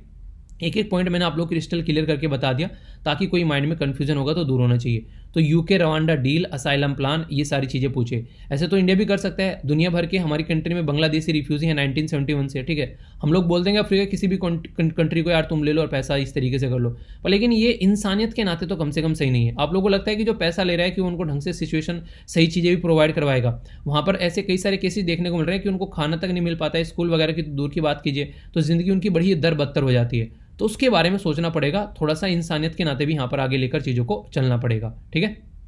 जो नेक्स्ट आर्टिकल है यहाँ पर, ये आर्टिकल आप लोगों को थोड़ा सा देखने को मिलेगा, इसके बारे में आप लोगों को न्यूज़ एनालिसिस के अंदर भी बात की जा रही है। हमारी कंट्री में अभी कई सारे ऐसे केस देखने को मिले जिसमें कई सारे जो घर वगैरह हैं उनको तोड़ा गया और यहाँ पर ये बोला गया कि ये इलीगल तरीके से यहाँ पर कंस्ट्रक्शन हो रखा था। देखिए गवर्नमेंट क्या करती है, कई बार जैसे मान लीजिए किसी पर्टिकुलर एरिया में ज़मीन दे दी घर बनाने के लिए, तो लोग क्या करेंगे, थोड़ा सा आगे निकाल कर ज़मीनें यहाँ पर अपना और घर बना लिया। जैसे दुकान देखी होगी, जैसे आप लोग शहर के अंदर जाओगे, एक दुकान है, ठीक है, ये दुकान पर्टिकुलर है, दुकान के अंदर तो जगह हो गई पूरा ये दुकान है, पर लेकिन उसके अंदर भी लगभग बहुत सारा एरिया ऐसा होता है कि सामान निकाल कर बाहर रख देते हैं, ठीक है, मतलब उसको भी अपना एरिया मानने लगते हैं। तो ऐसी हरकतें कई जगह देखने को मिलती है, तो फिर आगे चलकर बोलते हैं ये तो मेरा ही एरिया हो गया। तो इस तरीके इलीगल तरीके कंस्ट्रक्शन कई सारे थे जिसको यहाँ पर अभी तोड़ा गया, तो उसकी वजह से कई सारी बातें न्यूज़ में आ गई है। अभी यहाँ पर बुलडोजर का यूज़ कर यहाँ पर उसको तोड़ा गया। अभी मध्य प्रदेश के अंदर भी ऐसा ही एक इंसिडेंट देखने को मिला, अभी दिल्ली के अंदर ये इंसिडेंट देखने को मिला। तो ये बोला गया कि एनक्रोचमेंट किया गया था यहाँ पर गवर्नमेंट की ज़मीन का, वो यहाँ पर हटाया गया है। और ये जो दिल्ली के अंदर चीज़ देखने को मिल रही हैं, ये सारा पावर जो है बेसिकली आप लोगों को पता है लैंड से रिलेटेड, लॉ एंड ऑर्डर से रिलेटेड, वो सारी सेंट्रल गवर्नमेंट के अंडर में आप लोगों को देखने को मिलेगी। तो इसलिए यहाँ पर बेसिकली बीजेपी और कांग्रेस, बेसिकली जो अरविंद केजरीवाल आम आदमी पार्टी के बीच में भी यहाँ पर झड़प देखने को मिली, तो वो एक अलग मुद्दा है। पर लेकिन अभी यहाँ पर इशू ये है कि रिलीजन के नाम पर रिसेंटली हमारे देश में बहुत सारे इशूज़ देखने को मिल रहे हैं। जैसे एक तो ये आप लोगों को देखने को मिल गया जिसमें यहाँ पर ये बोला गया कि मुस्लिम कम्युनिटी को टारगेट किया जा रहा है। क्यों? क्योंकि यहाँ पर जब अभी रिसेंटली आप लोगों ने देखा होगा यहाँ पर कर्नाटक के अंदर भी कई सारे इश्यूज देखने को मिले। हनुमान जयंती के टाइम पर यहाँ पर बेसिकली ये माना गया कि कई सारे लोगों ने पत्थरबाजी की थी यहाँ पर लोगों के ऊपर, तो उसका ये जवाब यहाँ से लिया जा रहा है इन लोगों के घर तोड़कर। ऐसी भी बातें कई सारी देखने को मिल रही है। अभी यहाँ पर ये भी चीज़ें देखने को मिली, जय श्री राम लिखा गया यहाँ पर, जो कि मस्जिद की दीवारें थी यहाँ पर कर्नाटक के अंदर। आई थिंक शायद ये इशू जो कर्नाटक के अंदर था, जो आर्टिकल नहीं था उसमें यहाँ पर ये चीज़ कुछ ऐसी बातें लिखी हुई है। तो इस तरीके के इंसिडेंट अभी यहाँ पर निकल कर आ रहे हैं। तो कहने का मतलब ये कि रिलीजन के नाम पर काफ़ी सारी चीज़ें अभी आप लोग को देखने को मिल रही हैं। तो इसके चलते काफ़ी बड़ा इशू बन जाता है। अगर आप लोग पार्ट 3 के अंदर जाओगे, संविधान के अंदर में फंडामेंटल राइट है, तो फंडामेंटल राइट आप लोग को अधिकार देते हैं कि आप लोग अपना रिलीजन फॉलो कर सकते हैं। तो आर्टिकल 12 से लेकर आर्टिकल 35 तक आप लोग अपना रिलीजन फॉलो कर सकते हैं। तो जो राइट टू रिलीजन की बात जब हम लोग यहाँ पर करते हैं, तो ये आर्टिकल 25 से लेकर आर्टिकल 28 तक आप लोगों को देखने को मिलेगा। और जो आर्टिकल 25 है, जो वो मेन आर्टिकल है जो कि यहाँ पर रिलीजन के बारे में बात करता है। आर्टिकल 25 क्या बोलता है, थोड़ा ध्यान से सुनिएगा। आर्टिकल 25 यहाँ पर ये बोलता है कि आप लोग अपने रिलीजन को प्रोफेस कर सकते हो, प्रैक्टिस कर सकते हो और प्रोपोगेट कर सकते हो। यानी कि अपने रिलीजन को स्वीकार कर सकते हो, उसे अभ्यास कर सकते हो और उसका प्रचार भी कर सकते हो। यानी कि अगर आप लोगों को लगता है आप लोग अपना रिलीजन का प्रचार करना चाहिए तो कर सकते हो, उसमें कोई रोक टोक नहीं है। पर लेकिन कुछ ऐसी चीज़ें हैं जो कि आप लोगों को नहीं करनी है। एक क्राइटेरिया को आप लोग कवर करना है। मतलब फंडामेंटल राइट तो है आप लोगों के पास में, पर लेकिन उनके ऊपर कई सारी रिस्ट्रिक्शन भी लगा दी जाती हैं, जैसे कि वो कोई पब्लिक लॉ एंड ऑर्डर को खराब न करे। ठीक है, एक शालीनता इनके डिसेंसी बनाए रखे, मोरालिटी नैतिकता बनाए रखे, हेल्थ एंड अदर जो स्टेट के जो इंटरेस्ट हैं उसको भी यहाँ पर बेसिकली यहाँ पर साथ में लेकर चले। यानी कहने का मतलब ये कि कोई दिक्कत क्रिएट यहाँ पर न कर दे, इस तरीके से आप लोगों को चीज़ों को लेकर चलना है। पर लेकिन जब भी कोई ऐसा मुद्दा निकल कर आता है उसमें सारी चीज़ें जो है वो ताक पे रख दी जाती है। कई सारे लोगों की डेथ भी हो जाती है। अभी रिसेंटली अगर आप लोगों ने देखा होगा तो ये काफ़ी बड़े मुद्दे यहाँ पर बन जाते हैं। जैसा मैंने अभी आप लोगों को स्टार्टिंग में एक आर्टिकल बताया था कि बोरिस जॉनसन साहब का क्रिटिसिज्म किया जा रहा है, वो इसलिए किया जा रहा है क्योंकि यही जेसीबी को यूज़ कर यहाँ पर बुलडोजर को यूज़ करके कई सारे लोगों के घरों को तोड़ा गया। और बोरिस जॉनसन साहब के द्वारा जैसे यहाँ पर हाथ लहराया गया लाकर इसको, तो ये बोला गया एमनेस्टी इंटरनेशनल के द्वारा, जो कि यहाँ पर ऐसे मुद्दों को देखती है कि लोगों के साथ में कुछ गलत ना हो जाए, कि ये बेसिकली इनको ये भी नहीं पता है कि इंडिया के अंदर जेसीबी का यूज़ क्या हो रहा है और उसके चलते जेसीबी जो है क्यों क्रिटिसाइज की जा रही है और ये यहाँ पर ये काम कर रहे हैं। तो ये काफ़ी एक डिफरेंट सा एक कनेक्शन बन गया, जिसका हालांकि कोई डायरेक्ट कनेक्शन है नहीं, पर लोग कनेक्ट कर लेते हैं। आप लोगों को पता है कोई कहीं भी जाकर कुछ भी कनेक्ट कर लेता है। ठीक है, तो आप लोगों को थोड़ा सा इसके लिए एक चीज़ें समझनी पड़ेगी। अभी अगर बात करते हैं तो बोरिस जॉनसन साहब जो है यहाँ पर वो चाह रहे हैं कि इंडिया के साथ में अपने रिलेशन जो है वो अच्छे रखे। क्यों? क्योंकि इंडिया के साथ में आप लोगों को याद होगा मैं 2 बार डिस्कस कर चुका हूँ, यूके और इंडिया के साथ में ट्रेड एग्रीमेंट के बारे में बात चल रही है। बेसिकली जब से यूरोपियन यूनियन से बाहर निकला है, यानी कि जिसको आप लोग ब्रेक्जिट बोलते हैं, ब्रिटेन का यूरोपियन यूनियन से एग्जिट, उसको बोलते हैं ब्रेक्जिट। तो पूरा वर्ड बन गया यहाँ पर ब्रेक्जिट। तो ब्रेक्जिट मतलब यूरोपियन यूनियन जो कि 28 मेंबर का ग्रुप था उससे बाहर निकल गया ब्रिटेन, अब 27 मेंबर का वो ग्रुप रह गया। तो इसका बाहर निकलने का बेसिक पर्पज ये था कि अपनी पॉलिसी को ये इंडिपेंडेंट लेकर चल सके। और बोरिस जॉनसन है ना, ये एक जर्नलिस्ट था, कोई ऐसा नहीं कि ये पॉलिटिशियन था। बस ये है कि ब्रेक्जिट का मुद्दा बना और ये उठा के यहाँ पर यूके का प्राइम मिनिस्टर बन गया। ये बिल्कुल ऐसे है जैसे अरविंद केजरीवाल कोई पॉलिटिशियन थोड़ी ना है। अरविंद केजरीवाल साहब जो हैं वो चीफ मिनिस्टर बन के बैठ गए दिल्ली के। क्यों? क्योंकि करप्शन का मुद्दा चला यहाँ पर, अन्ना हजारे जी के द्वारा वो पूरा मुद्दा चलाया गया, तो उसका फायदा वो उठा के ले गए। अब जो भी है काम अच्छा कर रहे हैं बुरा कर रहे हैं वो एक अलग बात है, पर लेकिन वो पॉलिटिशियन नहीं है अगर वैसे देखा जाए। ऐसे ही बोरिस जॉनसन देखने को मिलेगा। ऐसे यूक्रेन का जो प्रेसिडेंट है जेलेंस्की, वो भाई साहब एक कॉमेडियन है, जैसे हमारी कंट्री में कपिल शर्मा है। इसलिए यहाँ पर सब उसका बेवकूफ़ बनाकर उससे बेसिकली चढ़ा कर उससे ये हरकतें करा रहे हैं। अभी उसके बारे में भी एक आर्टिकल आप लोगों को वीडियो के एंड से में देखने को मिलेगा लगभग, उसके बारे में भी आप लोगों से बात करूंगा। तो ये पूरा मुद्दा जो यहाँ पर निकल कर आ रहा है ये रिलीजन से रिलेटेड हमारी कंट्री में कनेक्ट हो जा रहा है। जब भी आप लोग यहाँ पर बात करते हैं इस तरीके के मुद्दे को, तो ये जो मैंने आप लोगों को रिलीजन से रिलेटेड कुछ चीज़ें बताई हैं, इनके बारे में आप लोग जरूर याद रखिएगा। हमारी कंट्री है एक सेक्युलर कंट्री। सेक्युलर का मतलब क्या होता है? सेक्युलरिज्म, धर्मनिरपेक्ष, यानी कि सारे धर्म जो है हम लोग यहाँ पर हमारी कंट्री में सर्वाइव करते हैं और सब अपना धर्म फॉलो कर सकते हैं और हमारी कंट्री का कोई धर्म नहीं है। जैसे नहीं पाकिस्तान को देखने को मिलेगा कि इस्लामिक स्टेट ऑफ पाकिस्तान एक तरीके से इस्लाम को फॉलो करता है और इस्लाम को सबसे ऊपर रखता है, पर हमारे देश में ऐसा नहीं है, हमारा संविधान सबसे ऊपर है। तो ये हमारी अंदर आप लोगों को एक पॉजिटिव चीज़ें यहाँ पर देखने को मिलेगी। तो ये सारी कुछ ऐसी चीज़ें हैं जिसके बारे में आप लोग याद रखिएगा, कल को चलकर कोई क्वेश्चन बन जाए कन्फ्यूजन नहीं होना चाहिए। ठीक है, तो क्या क्या हम लोगों ने डिस्कस किया अभी? एक तो रिफ्यूजी वाला आर्टिकल मैंने आप लोगों को काफ़ी डिटेल में बताया। ठीक है, ये थोड़ा सा ये भी रिलीजन के बारे में कल को मुद्दा पूछ ले। और आर्टिकल जो है देखिए सारे आर्टिकल नहीं रटने होते हैं। ठीक है, जो इंपॉर्टेंट आर्टिकल न्यूज़ में है वो न्यूज़ में आते रहते हैं, वो आप लोगों को देखने हैं। ठीक है, इसी के साथ में एक सोलोमन आइलैंड वाला जो मुद्दा है वो हम लोगों ने काफ़ी डिटेल में देख लिया। तो इसके बारे में भी कोई कन्फ्यूजन आप लोगों के माइंड में नहीं होना चाहिए। ये वो एरिया है जहाँ से डायरेक्ट क्वेश्चन आप लोगों के एग्जाम में फंस सकते हैं, मैप बेस्ड क्वेश्चन भी और वैसे भी डायरेक्ट क्वेश्चन आप लोगों के आ सकते हैं। ठीक है, एक ये आर्टिकल है जो कि मैंने डिस्कस किया था कुछ दिनों पहले, आज फिर यहाँ पर ये आर्टिकल आया तो कुछ एक्स्ट्रा इन्फॉर्मेशन के साथ में अब यहाँ पर अपडेट करके इसको आर्टिकल को लाया गया है। लगभग मैंने अप्रैल के ही महीने में स्टार्टिंग में आप लोगों से डिस्कस किया था ये आर्टिकल, जब 7 अप्रैल को होम मिनिस्टर साहब के द्वारा एक स्टेटमेंट दिया गया अमित शाह के द्वारा कि हमारे देश में जो हिंदी है वो रिप्लेस कर दे इंग्लिश को, यानी कि जहाँ जहाँ पर भी इंग्लिश है वहाँ पर हिंदी हम लोग को लिख देनी चाहिए, या जहाँ जहाँ पर भी इंग्लिश है वहाँ पर हिंदी का इस्तेमाल हम लोग को करना चाहिए। जैसे ही इनके द्वारा ये बातें बोली गई, कई सारे आर्टिकल छपे, कई सारे लोगों के द्वारा क्रिटिसाइज किया गया। इवन जो शशि थरूर साहब है कांग्रेस के नेता, उनके द्वारा भी एक आर्टिकल लिखा गया था। उनके द्वारा ये बोला गया था कि चेन्नई के अंदर आज के डेट में चेन्नई एक हिंदी में लिखा हुआ है और चेन्नई दूसरा यहाँ पर बेसिकली तमिलियन लैंग्वेज में लिखा हुआ है। तो यहाँ पर ये सोचो कि वहाँ पर पर्टिकुलर पर्सन जो है, कोई बाहर का अगर इंसान आए, तमिलियन उसको आती नहीं है, हिंदी उसको आती नहीं है, कम से कम इंग्लिश में भी होना चाहिए ना वहाँ पर, तो 3 लैंग्वेज कम से कम वहाँ पर होनी चाहिए थी।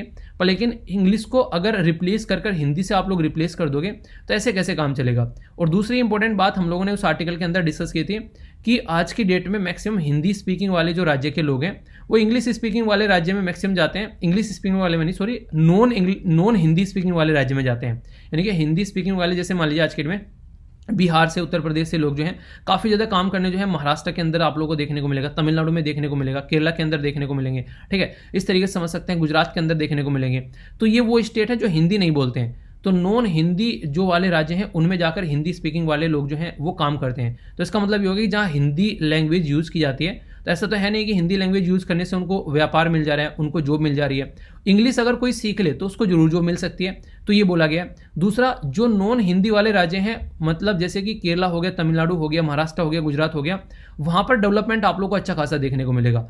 तो वहाँ पर आप लोग काफ़ी अच्छे लेवल पर जो है चीज़ें नजर आएंगी, तो उसको आप लोग देख सकते हैं। इसी के साथ में हिंदी वाले जो राज्य हैं वहाँ पर आप लोगों को काफ़ी सारी गरीबी आप लोगों को देखने को मिलेगी मैक्सिमम।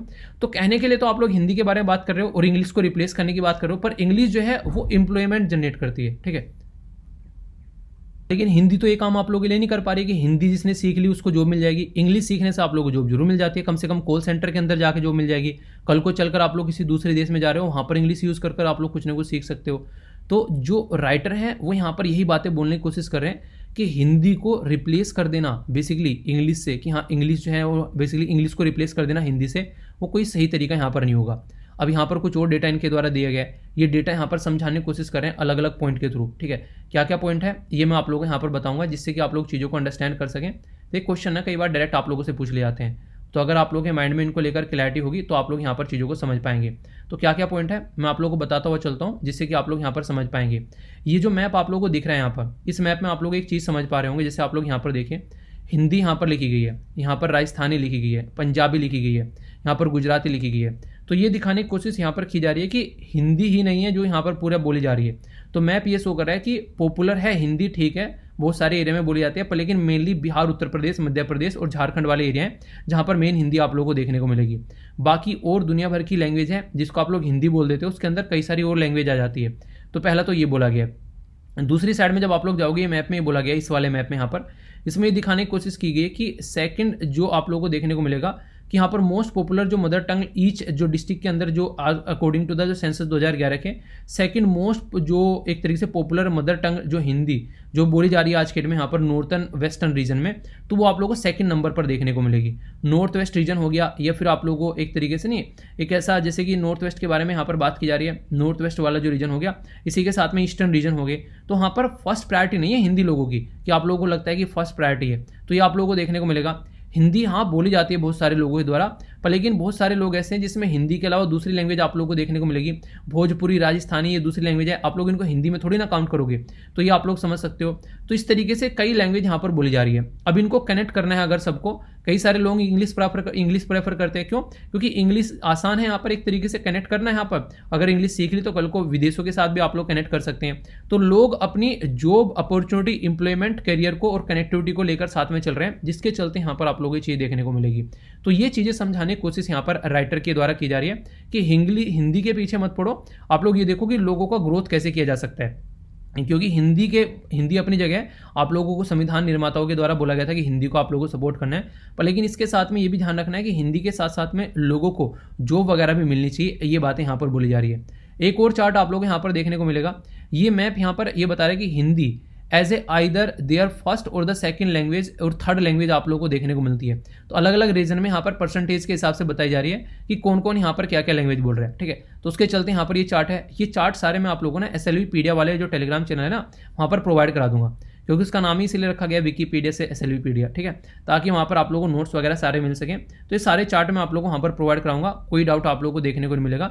एक बार इनमें को गो थ्रू हो जाना, अगर कोई डाउट होगा तो बताना, फिर उसको क्लियर किया जाएगा और आप लोगों को कनेक्टिविटी एक अच्छी यहाँ से मिल जाएगी, ठीक है।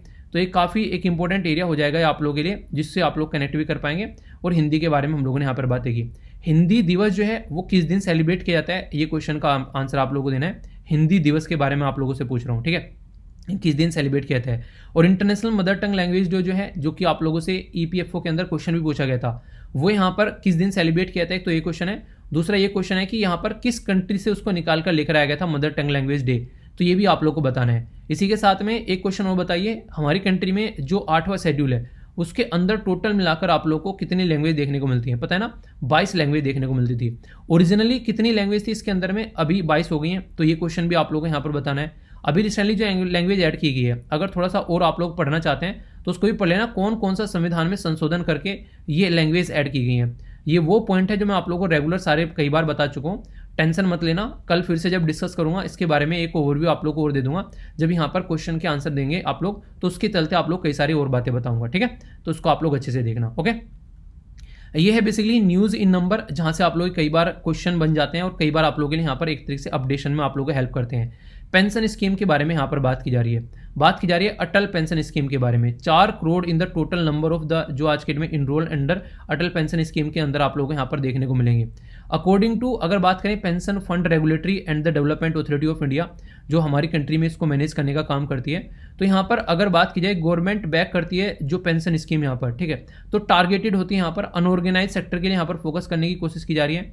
99 लाख के करीब यहाँ पर जो लोग हैं उसके ऊपर बात की जा रही है। अकाउंट है यहाँ पर बेसिकली आज के डेट में। देखिए ये सारी चीज़ें आप लोगों से कई बार पूछी जा सकती है कि रीजनल कहाँ पर क्या क्या बैंक है, तो लिखने के लिए भी यूज़ कर सकते हैं। पर एक काफ़ी बड़ा मुद्दा चल रहा है, जब उत्तर प्रदेश के अंदर इलेक्शन थे तो यहाँ पर जो अखिलेश साहब जो हैं, जो एसपी के जो चीफ थे यहाँ पर उस टाइम पर समाजवादी पार्टी, उनके द्वारा बोला गया था कि ओल्ड पेंशन स्कीम जो है वो लेकर आएंगे। ओल्ड पेंशन स्कीम का मतलब क्या था, यानी कि जो पुरानी पेंशन स्कीम थी वो लेकर आएंगे। अभी क्या चल रही है, वो न्यू पेंशन स्कीम चल रही है। अब ओल्ड पेंशन स्कीम और न्यू पेंशन स्कीम में क्या डिफरेंस है, अगर मैं आप लोगों से क्वेश्चन पूछ लूँ तो आप लोग क्या बताओगे। ओल्ड पेंशन स्कीम वो स्कीम हुआ करती थी जहाँ पर गवर्नमेंट जो थी वहाँ पर आप लोगों को देखने को मिलेगा एक पर्टिकुलर देंगे, एक तरीके से सुनना आप लोगों ने कि गवर्नमेंट जॉब कर लो, आप लोगों को पेंशन मिलना स्टार्ट हो जाएगी और ज़िंदगी आसानी से कटेगी। तो वहाँ पर गवर्नमेंट का काफ़ी बड़ा कंट्रीब्यूशन रहता था। और वो ऐसा नहीं है कि आप लोगों को वहाँ पर एक तरीके से आप लोगों का आज के दिन में क्या होता है, जो पेंशन है वो अब फिक्स नहीं है, मतलब पेंशन ऊपर नीचे आप लोग की हो सकती है। पहले क्या था, पहले यहाँ पर ये था कि फिक्स पेंशन मिलेगी। जैसे आप लोग जॉब कर आए और आप लोग की सैलरी मान लीजिए इस टाइम पर 40,000 है, तो 20,000 आप लोगों को पेंशन मिलना स्टार्ट हो जाएगी और फिर वो इंक्रीमेंट भी होती रहती है। जैसे आर्मी में आप लोग जाते हैं, ठीक है, तो आप लोग जैसे पेंशन मिलना स्टार्ट हो जाती है फिर इंक्रीमेंट होती रहती है वो। और अभी 1 रैंक 1 पेंशन वाला कॉन्सेप्ट आप लोगों ने सुना है, तो उसमें भी यहाँ पर कई सारे जो लोगों की पेंशन है वो यहाँ पर रिवाइज की गई है, तो आप लोग समझ सकते हैं। तो फिक्स्ड पेंशन यहाँ पर मिलती थी और फिर टाइम टू टाइम इंक्रीमेंट होता रहता था। पर लेकिन फिलहाल क्या हो गया है, इसको यहाँ पर कनेक्ट कर दिया गया है बेसिकली आज की डेट में जो स्टॉक एक्सचेंज के साथ में, खासकर अगर बात करें बहुत सारी कंपनी के शेयर्स के साथ में, बेसिकली गवर्नमेंट क्या करती है, पैसा लेती है शेयर्स में डाल देती है। तो आज की डेट में जो पेंशन दी जाती है वो शेयर के साथ में कनेक्टिविटी उसकी हो गई है, यानी कि पेंशन बढ़ भी सकती है घट भी सकती है, इसकी कोई गारंटी नहीं है कि आप लोगों के पास में कितना पैसा होगा। तो ये एक तरीके से ऐसा मुद्दा हो गया कि गवर्नमेंट ने अपना पल्ला झाड़ लिया। तो अभी कई सारे राज्य जो हैं ओल्ड पेंशन स्कीम लाने की बात करें सोशल सिक्योरिटी को ध्यान में रखते हुए, ताकि लोगों को एक सही तरीके की सर्विस प्रोवाइड कराई जा सके और सोशल सिक्योरिटी के बारे में ध्यान रखा जा सके। तो ये एक ऐसा एरिया हो गया जिसके साथ में आप लोग कनेक्ट कर सकते हैं, ठीक है। यानी कि आज के डेट में पेंशन फिक्स नहीं है, ऊपर नीचे हो सकती है, पहले टाइम पे फिक्स रहती थी। दूसरा यहाँ पर पार्टी डोनेशन के बारे में बात की जा रही है। तो पार्टी डोनेशन की बात करें तो 258 करोड़ रुपए जो हैं वो अभी यहाँ पर बात की जा रही है। Amount of the donation receive किया गया यहाँ पर हमारी कंट्री में 7 जो इलेक्ट्रोल जो अभी यहाँ पर basically trust from the corporates जो हैं उनसे बात की जा रही है। तो यहाँ पर सबसे ज़्यादा किसको मिला है वो सारी बातें अगर आप लोग देखोगे तो उसमें आप लोगों को मैक्सिमम जो पार्टी पावर में है उसको देखने को मिलेगा। तो ये इन्फॉर्मेशन कौन देता है, ये इंपॉर्टेंट है। यहाँ पर इन्फॉर्मेशन देता है ADR, यह है एसोसिएशन फॉर डेमोक्रेटिक रिफॉर्म। ये वो ऑर्गेनाइजेशन है जो कि यहाँ पर ध्यान रखता है कि कहाँ पर कितना पैसा जा रहा है। और देखिए पैसा जब आता है ना, अगर आप लोग बात करें एक पॉलिटिकल पार्टी को दुनिया भर का पैसा मिल गया, दूसरे को कुछ नहीं मिला, तो उससे दिक्कत देखने को मिल जाती है। तो ये भी काफ़ी एक इंपॉर्टेंट टॉपिक है, ठीक है, इसको कनेक्ट कर सकते हैं। नेक्स्ट बात की जा रही है यहाँ पर ज्वेलरी एक्सपोर्ट के बारे में। तो बोला जा रहा है कि 56% इन परसेंटेज इंक्रीज हुआ है यहाँ पर बेसिकली आज की डेट में जेम्स एंड ज्वेलरी 2021 और 22 के लिए। तो देखिए ये काफ़ी खतरनाक चीज़ें हमारे देश में देखने को मिलती हैं जब ज्वेलरी के बारे में हम लोग बात करते हैं। अगर ये बेसिकली हम लोग क्या कर रहे हैं, अगर ज्वेलरी हम लोग यूज़ कर रहे हैं तो समझ में आता है, पर लेकिन नॉर्मली क्या करते हैं, शादी विवाह में लेते हैं उनको खरीद कर, फिर अपने घरों में इनको सेफ के अंदर या फिर बैंक के अंदर लॉकर में रख देते हैं, उनका कोई यूटिलाइजेशन नहीं होता है। तो इसके चलते कई बार बनाता है कि जो हम लोग बाहर से खरीद कर लेकर आते हैं ना, अगर कुछ ऐसी चीज़ें तो वो दिक्कत करें, पर लेकिन अगर हम लोग यहाँ पर कुछ आभूषण बनाकर बेच रहे हैं तो वो सही है काफ़ी लार्ज स्केल पर। हमारी कंट्री से काफ़ी लार्ज स्केल पर जो डिमांड है वो यूएसए और यूएई में आप लोगों को देखने को मिलती है, और इसी के साथ में इजराइल के अंदर में जो हम लोग यहाँ पर ये बेचते हैं। तो ये सारी इन्फॉर्मेशन कौन दे रहा है, James and jewellery export promotion council ये सारी बातें बता रही है। तो ये एक छोटी सी इन्फॉर्मेशन है, अगर कल को कोई पूछ ले तो आप लोगों के माइंड में इसको लेकर क्लैरिटी होनी चाहिए, ठीक है। श्रीलंका की कहानी बड़ी खराब हो चुकी है, लगभग 40,000 के करीब यहाँ पर इन मीट्रिक टन अमाउंट जो है आज के लिए बात करें, एक तरीके से यहाँ पर श्रीलंका को इंडिया भेज रहा है, ये क्या है, डीजल, ठीक है। तो यहाँ पर एक तरीके से इंडिया जो है काफ़ी ज़्यादा हेल्प कर रहा है श्रीलंका की अलग अलग तरीके से। 500 मिलियन का अभी हम लोगों ने यहाँ पर श्रीलंका को सपोर्ट प्रोवाइड करा था, लाइन ऑफ क्रेडिट भी हम लोगों ने दिया था। तो इस तरीके से आप लोग देखते हैं। तो श्रीलंका जो है आज के डेट में उसकी करेंसी के बारे में बात कर लीजिए, इन्फ्लेशन के बारे में बात कर लीजिए, खाने पीने के बारे में बात कर लीजिए, दवाई के बारे में बात कर लीजिए, बच्चों के पेपर के बारे में बात कर लीजिए, छोटे बच्चों के दूध के बारे में बात कर लीजिए, हॉस्पिटल में डॉक्टर के इक्विपमेंट की या फिर दवाइयों के बारे में बात कर लीजिए, सारी चीज़ों की शॉर्टेज वहाँ पर पड़ी हुई है। तो उनकी कहानी जो है वो खराब हो चुकी है कंट्री का, अगर देखा जाए तो कंट्री जो है वो कगार पर आ गई है। कई सारे ऐसे भी आर्टिकल छापे गए हैं कि उनसे क्या सीख सकते हैं, यानी कि जैसे चाणक्य साहब बोलते हैं ना, दूसरी गलतियों से क्या सीख सकते हैं, ऐसे यहाँ पर बोला जा रहा है कि ऐसे श्रीलंका की गलतियों से क्या सीखा जा सकता है। तो ये मुद्दे आप लोग यहाँ पर देखते हैं। तो ये बेसिक चीज़ें हैं जो कि आप लोग समझ सकते हैं। रसिया ने यहाँ पर लुहांस्क वाला रीजन जो है वो यहाँ पर अपने कंट्रोल में ले लिया पूरा, और उसके बारे में यहाँ पर बातें की जा रही है। इंटरेस्टिंग चीज मुझे देखने को ये मिल रही है कि ये लड़ाई जो है इतनी लंबी चल गई, समझ में आ रहा है आप लोगों को। यूक्रेन जैसा देश जहां पर एक कॉमेडियन बैठा हुआ है और पुतिन के सामने टिका हुआ है, तो ये अपने आप में ही बड़ी बात है, क्योंकि उसको टिका हुआ नहीं, उसको टिकाया गया है अगर आप लोग ढंग से देखोगे तो। वरना अब तक जो है पुतिन जो उसके एक से छक्के छुड़ा देता, पर लेकिन फिर भी वो इंसान टिका हुआ है। तो यहाँ से एक अंदाजा समझ में आता है कि ये वॉर चल नहीं रही है, ये वॉर चलाई जा रही है, इसको जबरदस्ती चलवाया जा रहा है ताकि यहाँ पर एक तरीके से पुतिन का घमंड तोड़ा जा सके, वरना पुतिन जो है वो कल को चलकर और भी उल्टी सीधी हरकतें कर सकता है। तो यूएसए चाहता है कि पुतिन का घमंड टूटे। पॉइंट नंबर 1, पुतिन क्या चाहता है कि यूक्रेन के थ्रू लोगों को ये एक बार मैसेज दे दिया जाए कि कल को चलकर अगर किसी ने भी बोला वो नेटो का मेंबर बनना चाहता है तो फिर उसकी खैर नहीं है। तो वो ये दिखाना चाहता है, और पुतिन देखिए काफ़ी हद तक मुझे अपनी जगह सही भी लग रहा है, क्योंकि जितने सारे यहाँ पर लगभग 15 देश यहाँ पर निकले थे जब यूएसएसआर का विघटन हुआ, मैक्सिमम ने नेटो ज्वाइन कर लिया, और नेटो बनाया किसके लिए था, वो था रशिया को टैगन करने के लिए। तो इसके चलते उसको दिक्कत तो होगी, कल को चलकर नेटो का पार्ट बनते जा रहे हैं। तो यूएस से जो है कई सारी बदतमीजी करते हो आप लोगों को नजर आएगा। इस तरीके से आप लोग यहाँ पर इसको समझ सकते हैं, ठीक है। अभी यहाँ पर एक डेटा पॉइंट है आप लोगों के सामने जो कि मैं डिस्कस करने वाला हूँ। यहाँ पर वीट एक्सपोर्ट जो है वो बेसिकली काफ़ी फायदा हो रहा है इंडिया को, क्योंकि अभी रसिया और यूक्रेन की लड़ाई चल रही है। रसिया, मैंने आप लोगों को बताया था, दुनिया में लगभग 18% जो एक्सपोर्ट करता है वो रसिया करता है, और यूक्रेन और रसिया दोनों मिलाकर 25% एक्सपोर्ट करते हैं गेहूं का। यानी कि दुनिया में 1/4 गेहूं अगर एक्सपोर्ट किया जाता है वो रसिया और यूक्रेन के द्वारा किया जाता है, ये मैंने आप लोगों को बताया था। अगर टॉप 5 एक्सपोर्ट करने वाले देश आप लोगों से पूछ ले कौन सा है, तो याद रखिएगा सबसे ऊपर रसिया आता है, दूसरे नंबर पर आप लोगों को यहाँ पर यूएसए देखने को मिलेगा, ठीक है, तीसरे नंबर पर कनाडा देखने को मिलेगा, फिर फ्रांस देखने को मिलेगा, फिर आप लोगों को यूक्रेन देखने को मिलेगा। तो 5 देश के बारे में आप लोग यहाँ पर याद रख सकते हैं। ये वो देश हैं जो सबसे ज़्यादा गेहूं वगैरह जो है वो एक्सपोर्ट करते हैं, ठीक है। तो ये तो आप लोगों की समझ में आ गया। अभी मुद्दा क्या चल रहा है यहाँ पर, मुद्दा यहाँ पर अभी ये चल रहा है कि हमारा देश जो है वो लग रहा है कि अभी यहाँ पर एक्सपोर्ट करेगा काफ़ी लार्ज स्केल पर, क्योंकि इजिप्ट जो है दुनिया में सबसे ज़्यादा गेहूँ खरीदता है और ये मैक्सिमम गेहूं खरीदने वाला देश है। पर लेकिन अभी यहाँ पर रसिया और यूक्रेन ने गेहूं प्रोवाइड कराना बंद कर दिया, तो इंडिया इजिप्ट को गेहूं जो है वो यहाँ पर एक्सपोर्ट करता हुआ नजर आएगा। रसिया यूक्रेन के कॉन्फ्लिक्ट की वजह से इंडिया जो है सेकंड लार्जेस्ट प्रोड्यूसर है दुनिया में गेहूं का, पर लेकिन हम लोग की पॉपुलेशन इतनी सारी है कि हम लोग अपने आप ही खा जाते हैं जितना उगाते हैं, तो ये दिक्कत देखने को मिलती है। तो अभी जो हमारे हाथों लगा है कि हम लोग एक्सपोर्ट कर सकते हैं, पर लेकिन मुद्दा ये दिख रहा है कि टेम्परेचर जो बढ़ रहा है जिसकी वजह से हीट जो बढ़ रही है उसकी वजह से काफ़ी कम जो है पैदावार गेहूं की अभी यहाँ पर देखने को मिल रही है। मैं आप लोगों को बताऊं, अभी जैसे गेहूं कट रहे हैं, बेसिकली वो नहीं कहते अभी भूसा निकाला जा रहा है, गेहूं कटे हैं, तो अभी घर पे जैसे मैंने बातें की थी तो यहाँ पर मतलब घर वाले थे बोल रहे थे कि अब की बार गेहूं जो है वो कम निकला है पहले के कंपेयर में, ठीक है, कुछ खेतों में से अभी कम गेहूं निकल रहा है। तो ये आप लोगों को देखने को मिलेगा। अगर कम गेहूं निकलेगा तो फिर क्या दिक्कतें देखने को मिलेगी, तो वो आप लोग इशू समझ सकते हैं। जब टेम्परेचर बढ़ता है तो एक पर्टिकुलर क्रॉप है जो उसका पैटर्न रहता है, तो उसकी पैदावार पर आप लोगों को इंपैक्ट देखने को मिलेगा। जैसे गेहूं के बारे में अगर बात करें, अगर यहाँ पर इसको उगाने की बात करें, इसको बोने और काटने की, जब इसको बोया जाता है तो आप लोगों को देखने को मिलेगा लगभग सर्दियों का मौसम रहता है, ठीक है, जैसे अक्टूबर नवंबर में, ठीक है। तो यहाँ पर उस टाइम पर 10 से 15 डिग्री टेम्परेचर आप लोगों को देखने को मिलेगा, ठीक है। और ये कैसी क्रॉप है, जैसा मैंने आप लोगों को बताया भी था, ये क्वेश्चन भी आप लोगों को मैंने बताए थे, तो ये रबी क्रॉप है, याद रखिएगा गेहूं। तो गेहूं जो है वो रबी क्रॉप है यहाँ पर, और इसको बोते टाइम यहाँ पर 10 से लेकर 15 डिग्री टेम्परेचर आप लोगों को चाहिए। और जब कटती है यहाँ पर बेसिकली जब पक जाती है तो यहाँ पर आप लोगों को लगभग 26-27 डिग्री सेंटीग्रेड टेम्परेचर आप लोगों को एटलीस्ट होना चाहिए। तो ये आप लोगों के सामने चीजें नजर आती है। अगर टेम्परेचर इससे ज्यादा बढ़ जाता है तो फिर दिक्कतें क्रिएट हो जाती हैं, ठीक है। तो फिर गेहूं की पैदावार घट जाएगी। अब पैदावार घटेगी तो कैसे काम चलेगा, बारिश भी चाहिए कम से कम 75 से लेकर 100 सेंटीमीटर तक का, जबकि चावल के लिए काफी ज्यादा चाहिए अगर आप लोगों को चावल उगाने हैं। तो ये आप लोग यहाँ पर समझिएगा। क्वेश्चन अगर आप लोगों से कोई कल को पूछ ले हमारे देश में सबसे ज्यादा गेहूं प्रोड्यूस करने वाले राज्य कौन से हैं, तो ये क्वेश्चन आप लोग जरूर याद रखिएगा। सबसे ज्यादा सबसे पॉपुलेशन वाला राज्य गेहूं प्रोड्यूस करता है जिसका नाम है उत्तर प्रदेश। दूसरे नंबर पर आप लोगों को देखने को मिलेगा काम करता है पंजाब, ठीक है। तीसरे नंबर पर आप लोगों को यहाँ पर हरियाणा देखने को मिलेगा, तीसरे नंबर पर, ठीक है, याद रखिएगा। चौथे नंबर पर मध्य प्रदेश है। इसी के साथ में पांचवें नंबर पर आप लोगों को यहाँ पर राजस्थान देखने को मिलेगा। छठे नंबर पर आप लोगों को बिहार देखने को मिलेगा, और सातवें नंबर पर आप लोगों को गुजरात देखने को मिलेगा।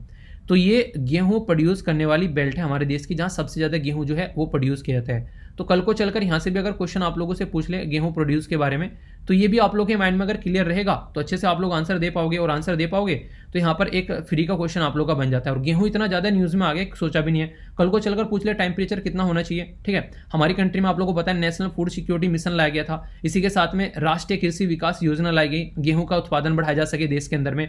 तो ये आप लोग यहाँ पर समझ सकते हैं नेशनल फूड सिक्योरिटी के थ्रू हम लोग बेसिकली उनको क्या कर रहे हैं, उनको हम लोग एक तरीके से उनकी हेल्थ को सपोर्ट कर रहे हैं, ठीक है। खाना मिलना चाहिए इंसानों को। अगर बात करो फंडामेंटल राइट में पार्ट 3 में आप लोग जाएंगे तो एक आर्टिकल है जिसका नाम है आर्टिकल 21। तो ये राइट टू लाइफ के बारे में बात करता है। पर इंसान जिंदा तब रहेगा ना उसको खाना मिले।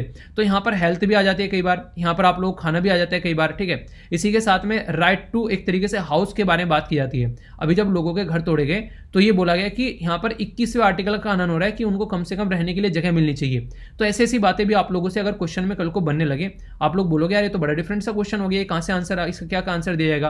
तो कॉन्सेप्ट क्लियर होना जरूरी है। अगर कॉन्सेप्ट माइंड में क्लियर रहेंगे तो फिर कोई दिक्कत नहीं है। पर लेकिन अगर कॉन्सेप्ट ही धुंधले हैं तो फिर तो यार कितना भी कुछ कर लो, बेसिकली बाद में ना नील बट्टे सन्नाटे या चीजें हाथ लगने वाली है। तो ये आप लोग यहाँ पर समझ सकते हैं, ठीक है। तो कोई भी डाउट नहीं रखना है, एक एक पॉइंट जो है वो माइंड में क्रिस्टल क्लियर करके चलना है। देखिए कुछ आर्टिकल्स आप लोग ये बच गए थे, जैसे पुराने, जैसे एक दो कल बच गया, एक आधा पहले बचा हुआ है, तो टेंशन मत लेना। संडे और सैटरडे इसी चीज के लिए होता है क्योंकि उसमें आर्टिकल कम आते हैं, और जो टेक्स्ट एंड कॉन्टेक्स्ट का पेपर आता है आप लोगों को पता है वो तो संडे और सैटरडे में आता भी नहीं है। तो इसलिए वहाँ पर मैं आप लोगों के आर्टिकल कवर कर लेता हूँ। तो ये रेगुलर अगर आप लोग सुन रहे हैं तो मैं आप लोग को हमेशा गारंटी देता हूँ कि कोई आर्टिकल आप लोग का छूटेगा नहीं। आज बात करें एक आर्टिकल यहाँ पर बेसिकली किसके बारे में है, ये मैंने आप लोगों को बताया था, ये है यहाँ पर कोविड-19 से रिलेटेड बातें हैं, ठीक है। तो इसके बारे में कुछ बातें मैं आप लोगों को यहाँ पर बताऊंगा। कोविड-19 से रिलेटेड क्या क्या बातें यहाँ पर निकलकर सामने आ रही हैं। तो ये बातें की जा रही हैं किसके बारे में, कि हमारी कंट्री में अभी 4th वेव देखने को मिल सकती है। अभी फर्स्ट वेव आई थी, काफी खस्ता हालत करी, सेकंड वेव ने सबको घुटनों पर ला दिया, थर्ड वेव आई और पता भी नहीं चला चली गई, पर 4th वेव अगर आए तो दिक्कत क्रिएट कर सकती है। देखिए होता क्या है, नॉर्मली हम लोग जब लापरवाही बरतना स्टार्ट कर देते हैं ना तब ये प्रॉब्लम देखने को मिलती है। जैसे आज के डेट में आप लोग देख लो कितने लोग मास्क लगा रहे हो, कितने लोग आज के डेट में वैक्सीन बेसिकली प्रॉपर वे में अपनी ले चुके हैं। आज भी बहुत सारे लोग देखने को मिल जाएंगे जिन्होंने वैक्सीन नहीं लिया। बताइए आप लोगों ने 1 डोज लिया, 2 डोज लिया, फिर फुल्ली वैक्सीनेट आप लोग हो चुके हो। तो इसके चलते हम लोग को समझना पड़ेगा ये दो ऐसी चीजें, एक तो डिस्टेंस बना के रखना, दूसरा मास्क लगाना, और तीसरा आप लोग बोल सकते हो वैक्सीन। अगर ये 3 चीजें इंसान फॉलो करके चल रहे हैं ना तो काफी हद तक वो इन चीजों को कंट्रोल कर पाता है, ठीक है। तो पब्लिक हेल्थ जो है वो काफी इंपॉर्टेंट टॉपिक आप लोग का बन जाता है जिसके ऊपर हम लोग को काम करना चाहिए मिलकर, वरना दिक्कतें देखने को फिर मिलने लगती है। तो इसी के बारे में यहाँ पर लोगों को अवेयर कराना चाहिए, इसके बारे में कैंपेन चलाना चाहिए। मास्क को लेकर जरा सी भी लापरवाही नहीं बरतनी चाहिए, क्योंकि मास्क तो यार आप लोग वैसे भी लगाओ, पोल्यूशन इतना ज़्यादा है, आप लोग को वैसे भी हेल्प करेगा। बेसिकली सांस की बीमारी है, बॉडी के अंदर में इतने सारे पार्टिकुलेट मैटर जाते हैं आज के डेट में, तो मास्क तो आप लोगों के लिए वैसे भी अच्छा है। अगर आप लोग मास्क को यूज़ कर रहे हो रेगुलरली तो आप लोग अपनी हेल्थ को वैसे भी एक अच्छी डायरेक्शन में लेकर चल रहे हो, तो मास्क को तो वैसे भी आप लोग अपनी लाइफ का पार्ट बना लो, अप्रिशिएट करने लायक बात होगी, ठीक है। तो ये कुछ बातें हैं जो आप लोग समझ सकते हैं, ठीक है। तो ये थे कुछ मुद्दे जो मैंने आप लोगों से कई सारे जो एडिटोरियल वगैरह आर्टिकल वगैरह डिस्कस किए, तो हम लोगों ने यहाँ पर इसके बारे में देखा डिटेल में। कुछ यहाँ पर मैंने आप लोगों को ये आप लोगों को बताया अभी यहाँ पर, ये बेसिकली रवांडा वाला रिलेशन, ठीक है। इसी के साथ में यहाँ पर रिलीजन से रिलेटेड हम लोगों ने बातें की काफ़ी डिटेल में, मैंने और भी बैकग्राउंड इन्फॉर्मेशन आप लोगों को यहाँ पर समझाई। सोलोमन आइलैंड के बारे में, चाइना और वो सारा मुद्दा हम लोगों ने देखा काफ़ी डिटेल में, तो यहाँ से भी कोई कन्फ्यूजन आप लोगों को नहीं होना चाहिए। इसी के साथ में यहाँ पर जो हम लोगों ने बेसिकली और भी कई सारे छोटी छोटी चीज़ें देखी, जैसे कि अभी मैंने आप लोगों को लैंग्वेज के बारे में भी आप लोगों से बातें की, ठीक है। तो यहाँ से क्वेश्चन अगर कल को बन जाए तो इसके बारे में टॉपिक हो गया, काफ़ी अच्छे से हम लोगों ने डिस्कस कर लिया। इंपॉर्टेंट डे भी हम लोगों ने देख लिया, क्विज हम लोगों ने देख लिया, ठीक है। अभी मैं आप लोगों को यहाँ पर बेसिकली लेकर चल रहा हूँ किसकी तरफ को, ये है आज का जो प्रीलिम्स फोकस है, ठीक है। इसमें क्या क्या बातें हैं वो हम लोग समझ सकते हैं।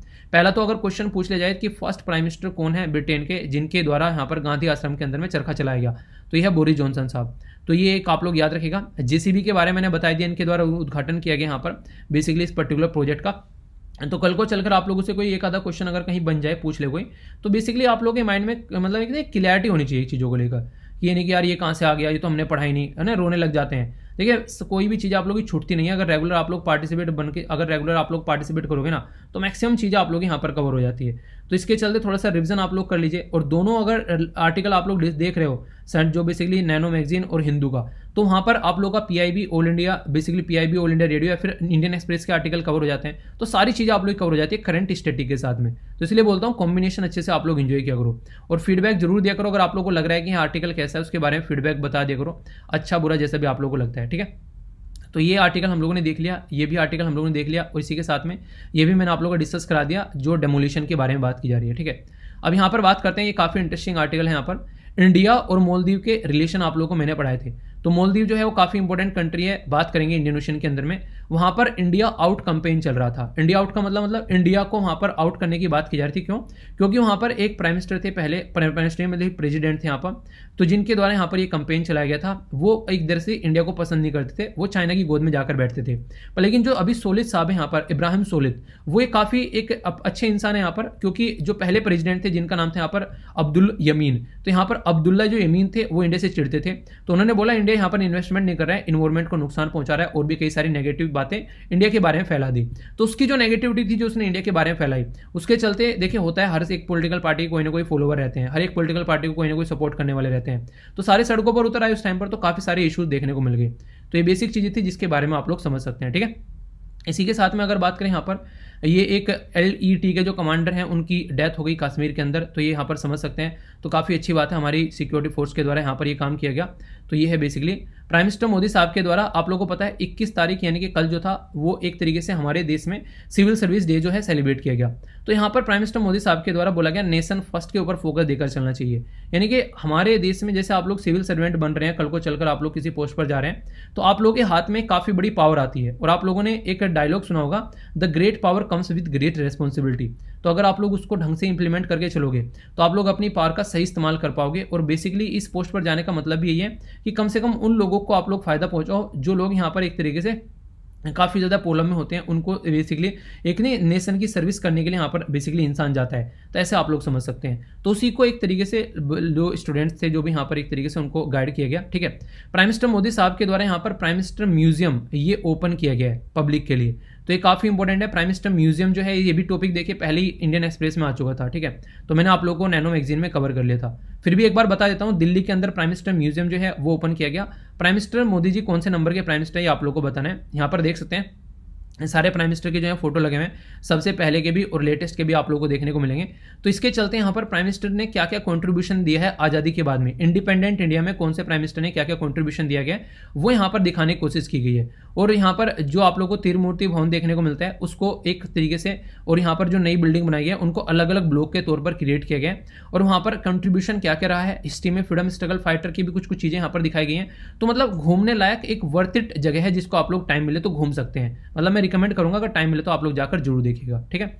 अगर बात करें इंडिया जो है उसके मोदी जी के द्वारा बोला गया इंडिया ने कभी भी किसी को थ्रेट नहीं पोज किया है। तो यहाँ पर गुरु तेग बहादुर जी की अभी यहाँ पर गुरु तेग बहादुर जी की यहाँ पर 400वीं बर्थ एनिवर्सरी जो है उसके चलते यहाँ पर इनके द्वारा ये बातें बोलेगी। तो प्राइम मिनिस्टर मोदी जी के द्वारा एक कमेमोरेटिव जो कॉइन भी यहाँ पर इशू किया गया, तो इसकी वजह से यहाँ पर ये न्यूज़ में है, ठीक है। तो ये कुछ बातें हैं जो आप लोग यहाँ पर समझ सकते हैं। कल को क्वेश्चन बन जाए कि 400 जो अभी बर्थ एनिवर्सरी जो है किसकी सेलिब्रेट की गई, तो गुरु तेग बहादुर जी की यहाँ पर ये बर्थ एनिवर्सरी सेलिब्रेट की गई। जापान जो है यहाँ पर बेसिकली आज के डेट में यूक्रेन के लिए हेल्प करने के लिए पहुंच रहा है। देखिए जापान यूक्रेन के लिए हेल्प करने के लिए पहुंच रहा है। अभी आगे आप लोगों को आर्टिकल देखने को मिलेगा, यूएस से यूक्रेन को हेल्प कर रहा है बेसिकली, ठीक है। मतलब ये सलाह नहीं करवा रहे हैं लोग, ठीक है, ये मतलब हेल्प कर रहे हैं। हेल्प का मतलब समझ रहे हैं आप लोग। यहाँ पर यूएसए के द्वारा बोला गया कि 800 मिलियन जो है मिलिट्री का सपोर्ट प्रोवाइड कराया जाएगा किसको, बेसिकली यूक्रेन को। ये यहाँ से आप लोग समझ सकते हैं। तो इनका बेसिक मुद्दा ही नहीं है कि ये लड़ाई को बंद कराएं, इनका बेसिक मुद्दा एक अलग ही लेवल पर खेल रहे हैं यहाँ पर, ठीक है। तो इसके चलते आप लोग समझ सकते हैं जापान जो है वहाँ पर कमर्शियल जेट के थ्रू यहाँ पर अपनी चीज़ें भेज रहा है। इंडिया जो है वो अपने लेवल पर रशिया की हेल्प करने की बातें कर रहा है, क्योंकि रशिया के अंदर अभी जो दवाइयों की चीज़ों की कमी हो गई थी, ठीक है। एक टॉपिक है आप लोगों के अंदर, जब भी आप लोग जाओगे जीएस पेपर 3 के अंदर में, जिसको ह्यूमन और एनिमल कॉन्फ्लिक्ट आप लोग बोलते हैं, या फिर मैन एनिमल कॉन्फ्लिक्ट बोल सकते हैं। तो ये कई बार न्यूज़ में आता है, इसके बारे में याद रखिएगा। मैन एनिमल कॉन्फ्लिक्ट के अंदर में आप लोग कई सारी चीज़ें देखने को मिलती हैं। और एक इंपॉर्टेंट ये आप लोग को देखने को मिलता है कन्वेंशन, जिसको बोलते हैं convention on international trade in endangered species of wild flora and fauna. इसका मतलब क्या होता है? इसका मतलब यहाँ पर ये होता है कि जो इंडेंजर्ड स्पीसीज हैं उनका ट्रेड, इनके व्यापार नहीं होना चाहिए, उसको रोकने की बातें करते हैं। दूसरा, एक तरीके से यहाँ पर ये भी कोशिश की जाती है कि जो वाइल्ड लाइफ है उनको हम लोग को प्रोटेक्ट करना है अच्छे लेवल पर, तो उसके चलते भी यहाँ पर ये टॉपिक आप लोग का इंपॉर्टेंट हो जाता है। Wild life protection act already हमारे देश में है, उसमें अमेंडमेंट किया गया अभी 2021 का, ये भी मैंने आर्टिकल काफ़ी डिटेल में आप लोगों से डिस्कस किया था, तो ये भी टॉपिक आप लोग समझ सकते हैं। तो ये वो टॉपिक है जो कि एग्जाम में क्वेश्चन बनने के चांसेस काफ़ी ज़्यादा हो जाते हैं। अगर ध्यान से सुनते हो तो इनके आंसर आप लोग बेसिकली लिख भी पाओगे, ठीक है। अभी यहाँ पर जो नेक्स्ट आर्टिकल है, यहाँ पर मरियुपोल जो है, यहाँ पर पुतिन बोल रहा है कि ये मेरा एरिया है, आज से मरियुपोल के जो मालिक हैं वो हम हैं, ठीक है। तो यानी कि इनके द्वारा अपनी जीत डिक्लेयर कर दी गई है। अभी बोरिस जॉनसन के ऊपर इनके द्वारा प्रतिबंध लगाया गया था, अभी कमला हैरिस और मार्क जुकरबर्ग के ऊपर भी इनके द्वारा अपना प्रतिबंध लगा दिया गया है। यानी कि ये अपने प्रतिबंध लगा रहे हैं, उधर वो अपने प्रतिबंध लगा रहे हैं, तो प्रतिबंध खेल रहे हैं यहाँ पर ये। तो इसके चलते यहाँ पर ये कई बार न्यूज़ में आता है। श्रीलंका जो है उसकी हेल्प करने की बात की जा रही है, तो IMF और चाइना जो है वो हेल्प करेंगे। अब कितनी हेल्प होगी वो तो आगे आने वाले टाइम में पता चलेगा, अभी हेल्प करने की बात की जा रही है। तो हेल्प जरूरी है, वरना दिक्कत में आ जाएगा यहाँ पर ये, ठीक है। इसी के साथ में यहाँ पर सुडोकू है आज का, जो कि आप लोग अटेम्प्ट कीजिएगा। 5 बेसिकली स्टार का सुडोकू है, आप लोगों के माइंड को स्टेबल करने में हेल्प करेगा, CSAT के क्वेश्चन सोल्व करने में हेल्प करेगा। ये सुडोकू जो होता है आप लोगों के माइंड को काफ़ी अच्छे से एक तरीके से एक जगह स्टेबल करने में हेल्प करता है, ठीक है। ये कल की सुडोकू का सोल्यूशन भी मैं पोस्ट कर दूंगा। काफ़ी शानदार तरीके से आंसर दिए गए अश्वनी यादव के द्वारा। तो आज के SLV कमांडो है अश्वनी यादव, तो कॉन्ग्रेचुलेशन डियर। देखिए सबसे इंपॉर्टेंट मुद्दा यहाँ पर ये होता है, जब आप लोगों को मैंने बोला कि बाउंड्री बताओ एक पर्टिकुलर कंट्री के बीच में, तो इन्होंने क्या किया, इन्होंने बेसिकली कई सारी कंट्री के बीच में बाउंड्री लिख दी। तो ये होता है पढ़ने का तरीका। पूछा गया आप लोगों को मैप बेस्ड क्वेश्चन बताओ कि कहाँ पर है बेसिकली सीरिया, आप लोगों ने आसपास का भी एरिया देख डाला सारा, तो ये होता है पढ़ने का तरीका। यानी कि जो बोला है बस वही देखकर आप लोग आ गए। तो यहाँ पर आप लोग समझ सकते हैं, यहाँ पर 38 पैरेलल के बारे में बता दिया, किसके बीच में, south Korea north Korea. 28 parallel है यहाँ पर लीबिया और बेसिकली सूडान, ये आप लोग देखने को मिला। 49 पैरेलल दुरांत लाइन हो गई इंडिया, बेसिकली पहले इंडिया और अफगानिस्तान में थी, पर लेकिन पाकिस्तान अलग हो गया, पाकिस्तान अफगानिस्तान हो गया। तो ये सारी लाइन उन्होंने यहाँ पर बता रखी है, ठीक है। आयुष मिनिस्ट्री के बारे में बातें की थी, और बाकी ये क्वेश्चन आप लोगों के सामने है, ठीक है। तो इस तरीके से अच्छे से पार्टिसिपेट किया करो, अच्छा लगता है फिर, ठीक है। तो आज का डिस्कशन यहीं पर समाप्त करते हैं। PDF टेलीग्राम पर मिल जाएगी फ्री ऑफ कॉस्ट, जाकर डाउनलोड कर लेना। फीडबैक जरूर देना, लेक्चर कैसा लगता है, अच्छा लगता है मुझे जब आप लोग फीडबैक देते हैं। नेक्स्ट लेक्चर में मिलता हूँ, बड़ों को नमस्ते, छोटों को प्यार, छोटी सी लाइफ में एंजॉय करार। मिलता हूँ नेक्स्ट लेक्चर में, तब तक के लिए जय हिंद।